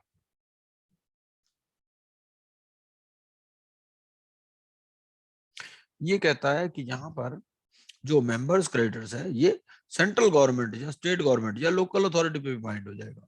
कई बार क्या होता था, गवर्नमेंट सोचती थी भाई हमारे पे थोड़ी बाइंडिंग है, ये तो मेंबर या क्रेडिटर पे बाइंडिंग है। तो जो रेजोल्यूशन प्लान अगर अप्रूव हो गया, रेजोल्यूशन प्लान में अगर लिखा है भाई 100 रुपए के 40 रुपए मिलेंगे, तो गवर्नमेंट को भी 40 रुपए मिलेंगे, जो जीएसटी की लाइबिलिटी है। जैसे ये नहीं कि वो बाकी के लिए फिर क्लेम रेज कर देना, तो जो इसमें मिल जाना है सबके लिए वही चीज है। फिर अगर आपके बारे में आप अपील करना चाहते हो रेजोल्यूशन प्लान के ऑर्डर के अगेंस्ट में, तो आप 61 में आप अपील कर सकते हो। 61(3) में ग्राउंड्स दे रखे हैं कि किन ग्राउंड्स पे आप अपील कर सकते हो। 32A क्या बोलता है? 32A बोलता है कि अब आपका रेजोल्यूशन प्लान बन चुका, ए कंपनी लिमिटेड जो कि आईबीसी में थी, अब पहले वो रामलाल उसका प्रमोटर था, अब श्यामलाल उसका प्रमोटर है। ठीक है, तो जब श्यामलाल प्रमोटर बन गया, तो अगर मान लो रामलाल के अगेंस्ट में कोई केस चल रहे थे तो रामलाल के अगेंस्ट में ही चलेंगे, श्यामलाल पे नहीं चलेंगे वो। और ना ही उस कंपनी की प्रॉपर्टी को आप टच कर सकते, क्योंकि उस कंपनी की प्रॉपर्टी तो इस बंदे ने खरीद ली, नाम कंपनी का सेम रहा, पहले भी ये कंपनी लिमिटेड था, अब भी ये कंपनी लिमिटेड। यही 32A बोलता है। तो 32A क्या बोलता है? ना तो प्रमोटर के अगेंस्ट में ना उस कंपनी के अगेंस्ट में आप कोई भी एक्शन ले सकते हो। ठीक है, सिर्फ किस सिचुएशन में एक्शन लिया जा सकता है? अगर नया भी पुराने के साथ मिला हुआ हो तो। ठीक है, इतना सही है 32A। ये भूषण स्टील वाला जो केस आया था उसके बाद में 32A आया था। ठीक है, बेसिक बात अगर आप पढ़ोगे तो वही चीज है इसमें। कोई भी रिटेंशन, कोई भी अटैचमेंट वगैरह आप नहीं कर सकते, क्योंकि वो प्रॉपर्टी अब नई कंपनी की प्रॉपर्टी बन चुकी है। ठीक है, आप इसको ऐसे समझिए कि पुलिस वालों के पास कोई चोरी की गाड़ी आई। ठीक है, अब चोरी की गाड़ी आने के बाद में इंश्योरेंस कंपनी ने उस बंदे को क्लेम दे दिया जिसकी गाड़ी थी। ठीक है, अब ये नए बंदे के पास आ गई, तो ये नहीं है, ये चोरी की गाड़ी नहीं मानी जाएगी, क्योंकि इसने तो पैसे देकर के खरीदी है। इसी तरह से ये जो रेजोल्यूशन एप्लीकेंट आया, इसने तो पेमेंट करके और रेजोल्यूशन प्लान लेके आया है, इसका पुराने के साथ अगर मिला हुआ नहीं है तो फिर कोई एक्शन ना तो कंपनी की प्रॉपर्टी के अगेंस्ट में, ना वैसे इंडिविजुअल के अगेंस्ट में। अगर कोई जैसे पुराने प्रोमोटर के अगेंस्ट में केस चल रहे होते हैं, मान लो सीरियस फ्रॉड इन्वेस्टिगेशन ऑफिस का केस है, ठीक है ना, तो वो ये नहीं कि नए डायरेक्टर को भी नोटिस दे देगा ना, ऐसा नहीं। ये लाइबिलिटी फॉर प्रायर ऑफेंसेस क्या कहता है? एक तो नॉन ऑब्स्टेंटे सेक्शन है, और ये इतनी सी बात है जो मैंने कही आपको। तो CD shall stand discharge from the already instituted prosecutions. ठीक है, जो डायरेक्टली या इनडायरेक्टली इन्वॉल्व थे उनका तो प्रोसिक्यूशन चलता रहेगा। ठीक है ना, ये फिर कुछ पीरियड स्पेसिफाइड है, टाइमलाइंस है कि किस किस काम के लिए क्या क्या पीरियड है, ये आप पढ़ सकते हैं।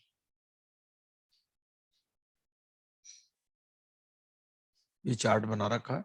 वैसे आजकल इतना पहले पहले तो ये फेवरेट होता था एग्जामिनर्स का, आजकल ज्यादा नहीं पूछते इसमें से, क्योंकि उनको पता सब रट के चले जाते हैं इसको, तो ऐसे वो चीज पूछते नहीं है। ये एक चीज पूछना था, हाँ जी, मैं ये हाँ कह रहा हूँ कि हाँ ये एज ए हाँ जी। केस पूरा देख के ये भी क्वेश्चन बन सकता है क्या कि ये कौन नीचे 3-4 सेक्शन सब सेक्शन दिए हैं उनमें से कौन से पर्टेन करता है, इस तरह का भी क्वेश्चन पूछे जा सकता नहीं है? नहीं नहीं, नॉर्मली नॉर्मली आजकल एग्जामिनर्स को जैसे ऐसे आपने भूषण ऐसी स्टील का ऐसे था ऐसे इंस्ट्रक्शंस हैं कि वो ऐसा क्वेश्चन नहीं पूछते नॉर्मली। कि कौन उनको से ये, सेक्शन से पर्टेन करता है।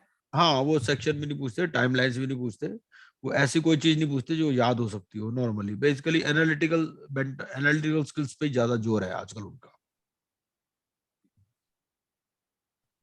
Thank you. जो क्वेश्चन आप बात कर रहे हैं वो किस स्टेज में पूछेगा? जो हमारे 60 केस लॉज हैं, तो 60 केस लॉज में पूछ सकता है। जैसे वो लिमिटेशन एक्ट है, भाई लिमिटेशन एक्ट वाला केस कौन से इसमें डिस्कस किया गया था, या सरफेसी वाला किस में डिस्कस किया था, जैसे हमने वो शेषनाथ सिंह वाला केस डिस्कस किया था, तो इस तरह से उनमें पूछ सकता है, और इनमें नहीं पूछता वो नॉर्मली। मतलब 60 जो केस लॉज है ना, उनको आपको दोनों तरह से याद करना पड़ेगा। भाई शेषनाथ सिंह में क्या जजमेंट आया आपको ये भी पता होना चाहिए, और ये वाली जजमेंट कौन से केस से पर्टेन करती है वो भी पता होना चाहिए, दोनों तरह से। उसके लिए वो हमने टाइम आपको उसका दे रखी है पीपीटी, उसमें से काफी क्लैरिटी है और अलग अलग हमने उसको दोनों तरह से दिया है, सेक्शन वाइज भी दे रखा है और वैसे भी दे रखा है। तो ये 60 केस लॉ जो हैं अभी तक के फिक्स हैं? 60 केस लॉ बाय नेम है, वो उतने ही 60 पूछने हैं। फिक्स है कि मतलब उनका नंबर अभी तक 60 फिक्स है? हाँ 60 ही फिक्स है, 60 में वो उन्होंने चेंज कर दिया, अब जैसे सुप्रीम कोर्ट के बढ़ा दिए दूसरों को कम कर दिए, इस तरह से कर दिया। अच्छा। हाँ अब शायद 27 हो गए ना सुप्रीम कोर्ट के, एनसीएलटी के कम कर दिए, इस तरह से वो उल्टा पुल्टा करते रहते हैं। पहले क्या था हाँ पहले 17 तीनों के थे, 9 उसके थे हाई कोर्ट के, अब उन्होंने सुप्रीम कोर्ट के ज्यादा कर दिए, दूसरों को कम कर दिए, इस तरह से कर दिया। और तो एज पर लिस्ट ही आएगा ना सर, जो लिस्ट उन्होंने दी हाँ हुई है। बिल्कुल बिल्कुल लिस्ट पे आएगा, और हमने तो पहले से ही पीपीटी तो उसकी दे रखी है, राकेश तायल जी ने बहुत बढ़िया पीपीटी बना रखी है उसकी। और इस पर हमारे इसमें क्या है कि 25 के करीब तो पुराने केस लॉज हैं, तो पुराने केस लॉज के वीडियो लेक्चर्स आपके पास ऑलरेडी भी अवेलेबल है, हमारे यूट्यूब चैनल पे पड़े हुए हैं।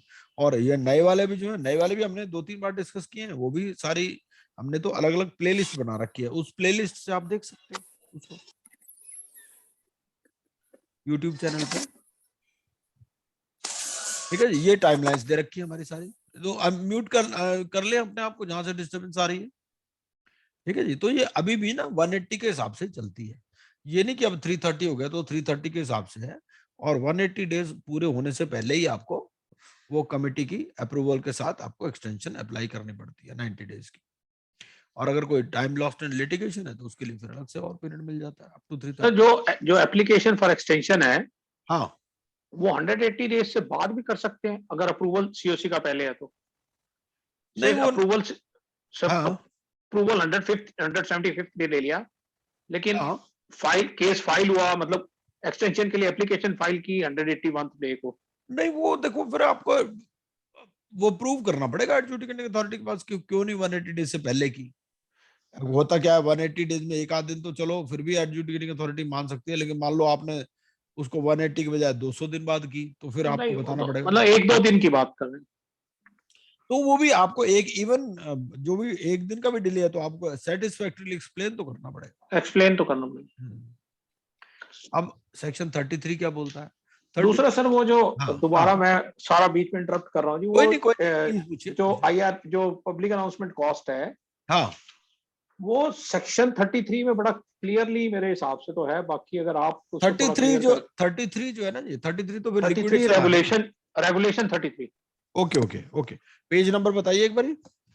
सर ये मेरे पास कोई दूसरी बुक है एक्चुअली, वो कंपोडियम नहीं है।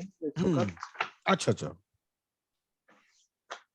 कोई बात नहीं, ऐसा है इसको पहले कर लेते हैं, उसको हम ग्रुप में डिस्कस कर लेंगे, नहीं तो कल डिस्कस कर लेंगे, ऐसी क्या बात है। ठीक है, नहीं मैं क्या अभी सबके दिमाग में है तो इसलिए थोड़ा नहीं कुछ नहीं, वो तो दिमाग में तो रहेगा, कल भी रहेगा, ऐसी कोई बात नहीं है। हाँ नहीं ठीक बात है, बल्कि पता क्या है कि सभी लोग उसको थोड़ा सा और पढ़ेंगे उस बात को, क्योंकि इसमें ना जो मैं ये लैंग्वेज पढ़ देता हूँ जो लिखी हुई है, applicant shall bear the expenses which shall be reimbursed by the committee to the extent it rectifies। हाँ तो वही तो मैं कह रहा हूँ, reimbursed by the committee है ना, reimbursed हाँ, तो reimburse का reimburse मतलब कर- क्या, reimburse का मतलब क्या हुआ, reimburse का मतलब ये कि वो पैसे दे रहा है ना। हाँ नहीं, वही कह रहा था, ये cost of interim resolution professional है, it is part of interim resolution professional. अच्छा कोई बात नहीं, इसको थोड़ा और कल तक के लिए वेट कर लेते हैं, और थोड़ा कोई नहीं सर, मैं थोड़ा पढ़ने दीजिए, हाँ देखते हैं, बिल्कुल देखते हैं डेफिनेटली, हाँ जी भाई, दो ही बातें, या तो होगी या नहीं होगी, है ना, उसका डिसीजन सबको पढ़ने देते हैं, थोड़ा सा और पढ़िए सब हाँ लोग। नहीं सर ठीक। हाँ हाँ बिल्कुल बिल्कुल।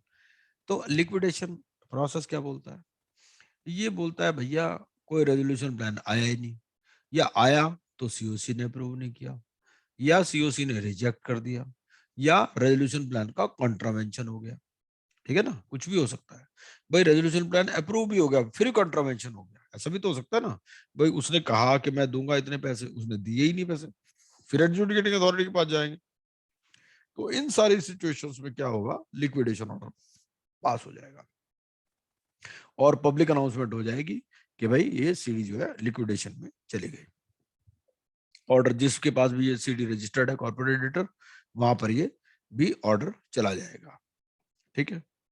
अब कोई भी सूट या लीगल प्रोसीडिंग बाय और अगेंस्ट दी कॉर्पोरेट डेटर नहीं हो सकती, और एक्सेप्शन क्या है, लिक्विडेटर इंस्टीट्यूट करेगा, proceeding on behalf of CD, क्योंकि यहाँ पर जैसे सीआईआरपी में क्या होता है, सीआईआरपी में कंपनी अपने नाम से केस लगा सकती है, लेकिन लिक्विडेशन में कंपनी अपने नाम से केस नहीं लगाएगी, लिक्विडेटर लगाएगा, और वो भी with approval of adjudicating authority. ठीक है, दोनों में फर्क है। और ये वहां पर क्या होता है, वहां पर छुट्टी नहीं होती है एम्प्लॉयज की, that is not a discharge. यहाँ पर क्या है, लिक्विडेशन ऑर्डर में it shall be deemed to be notice of discharge. इसका मतलब सब लोग अपने घर जाओ, ऑफिसर, एम्प्लॉयज या वर्कमैन, एक्सेप्ट जब ये आपको कंटिन्यू करना है ड्यूरिंग द लिक्विडेशन प्रोसेस। अगर आपको बिजनेस कंटिन्यू करना है फिर तो ठीक है, अदरवाइज आपकी छुट्टी, लिक्विडेशन ऑर्डर ही छुट्टी मान लिया जाता है, और अलग से कोई कंपेंसेशन इसमें पेबल नहीं होती।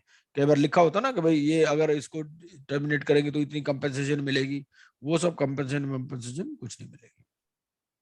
ये क्या बोलता है? ये गुप्ता जी पिछली स्लाइड हाँ। में एक जाएंगे थोड़ा सा, एक में। हाँ जी, हाँ जी, हाँ जी। ये ऊपर से तीसरी लाइन है, व्हेन एजुकेटिंग अथॉरिटी, जो ये और resolution plan is contravened by CD, इस लाइन का क्या मतलब है? भाई इसका मतलब ये है, देखो जो रेजोल्यूशन प्लान है, रेजोल्यूशन प्लान उसका कॉन्ट्रावेंशन हो गया कंपनी से या फाइनेंशियल क्रेडिटर से भी, ठीक है। भाई रेजोल्यूशन प्लान में क्या होता है, कमिटमेंट होती है दोनों साइडों से, ठीक है। तो जो भी उसका इम्प्लीमेंटेशन शेड्यूल बना, उसमें कोई भी चीज कॉन्ट्रावेंशन हो गई भाई सीडी, ये चीज है, ये बोलता है। लाइक मतलब बेसिकली क्या है कि, हाँ हाँ बोलिए बोलिए। कि ये जैसे एक एफसी ने, सीओसी ने, सॉरी, इसको अप्रूव कर दिया प्लान को। हाँ ठीक अब है, प्लान अप्रूव होने के बावजूद भी उसके बाद कॉन्ट्रावीन हो गया।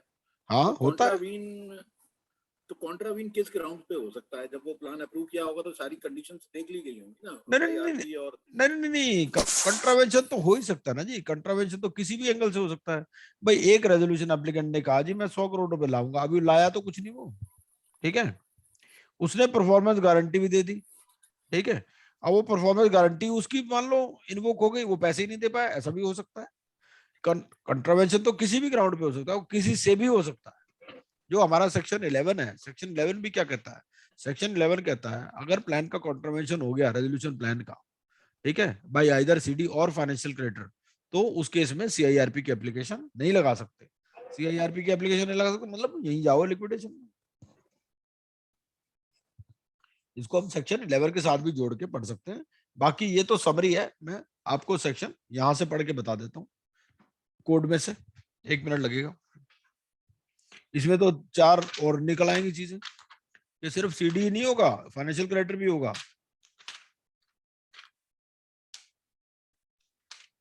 ये 33 क्या बोलता है, 33 बोलता है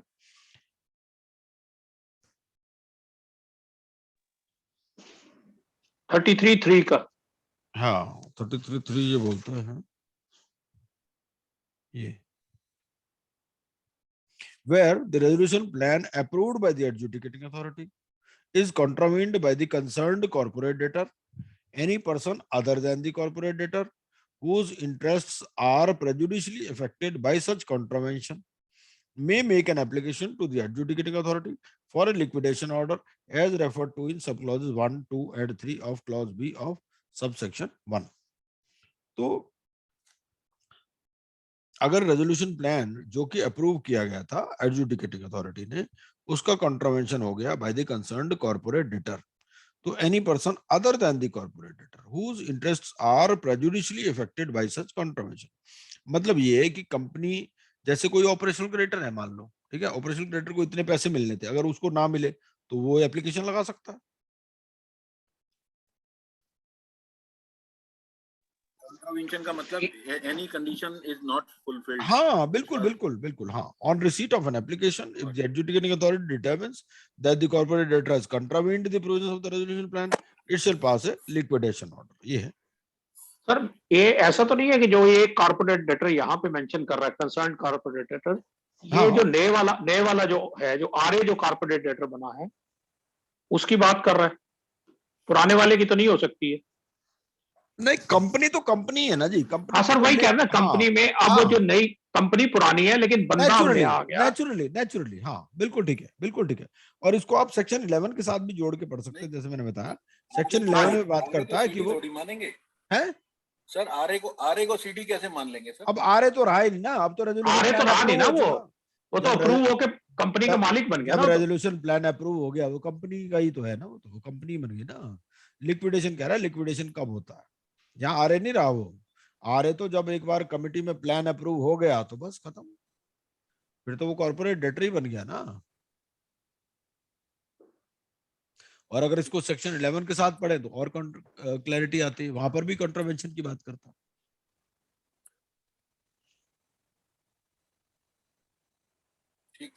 ठीक है, आगे चले।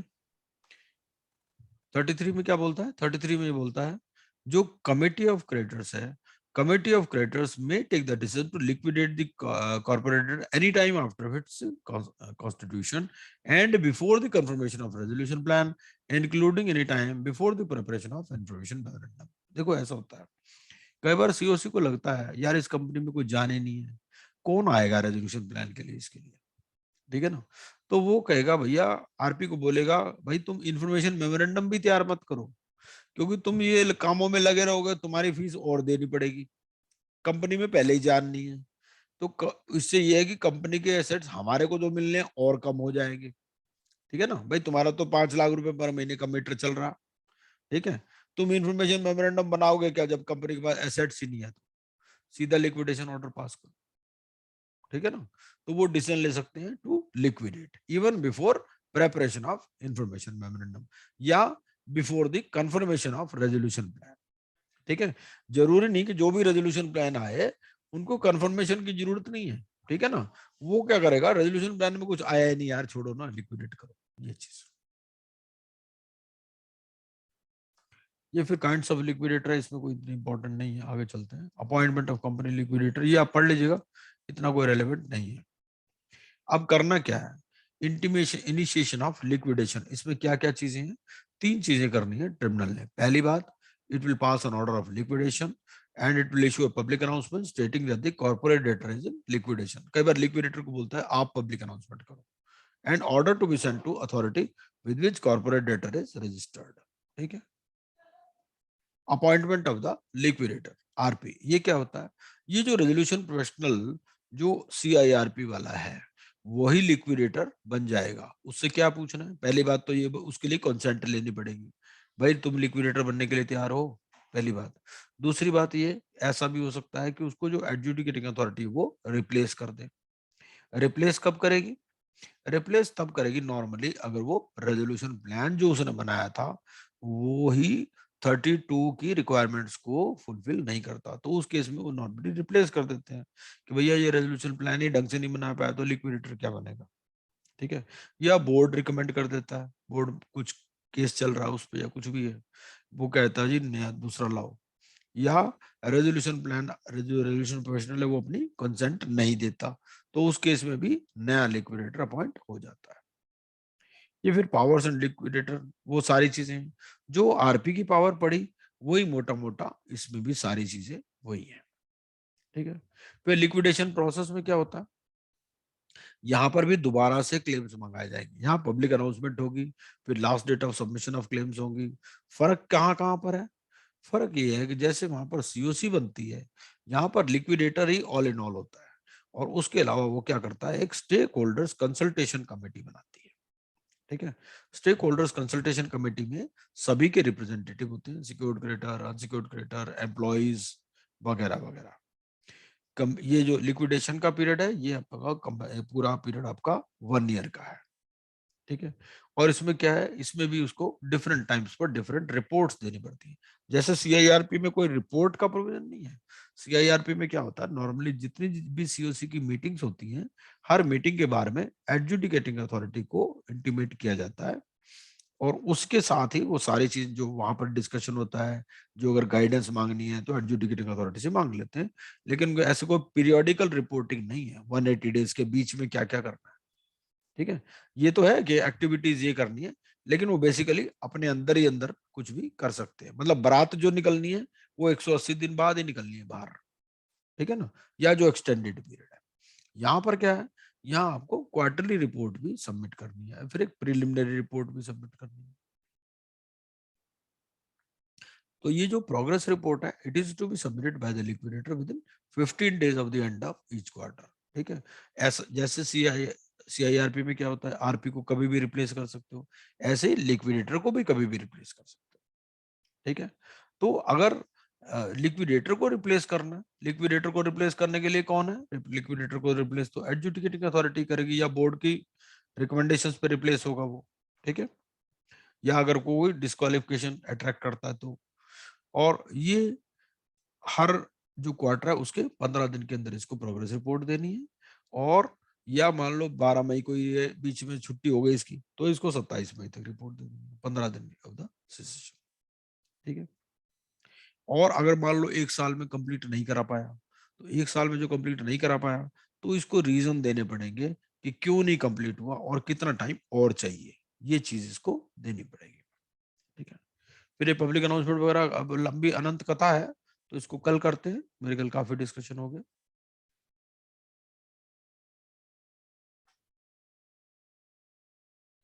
है ना जी। कोई और क्वेश्चन है तो आपको पूछ लीजिए।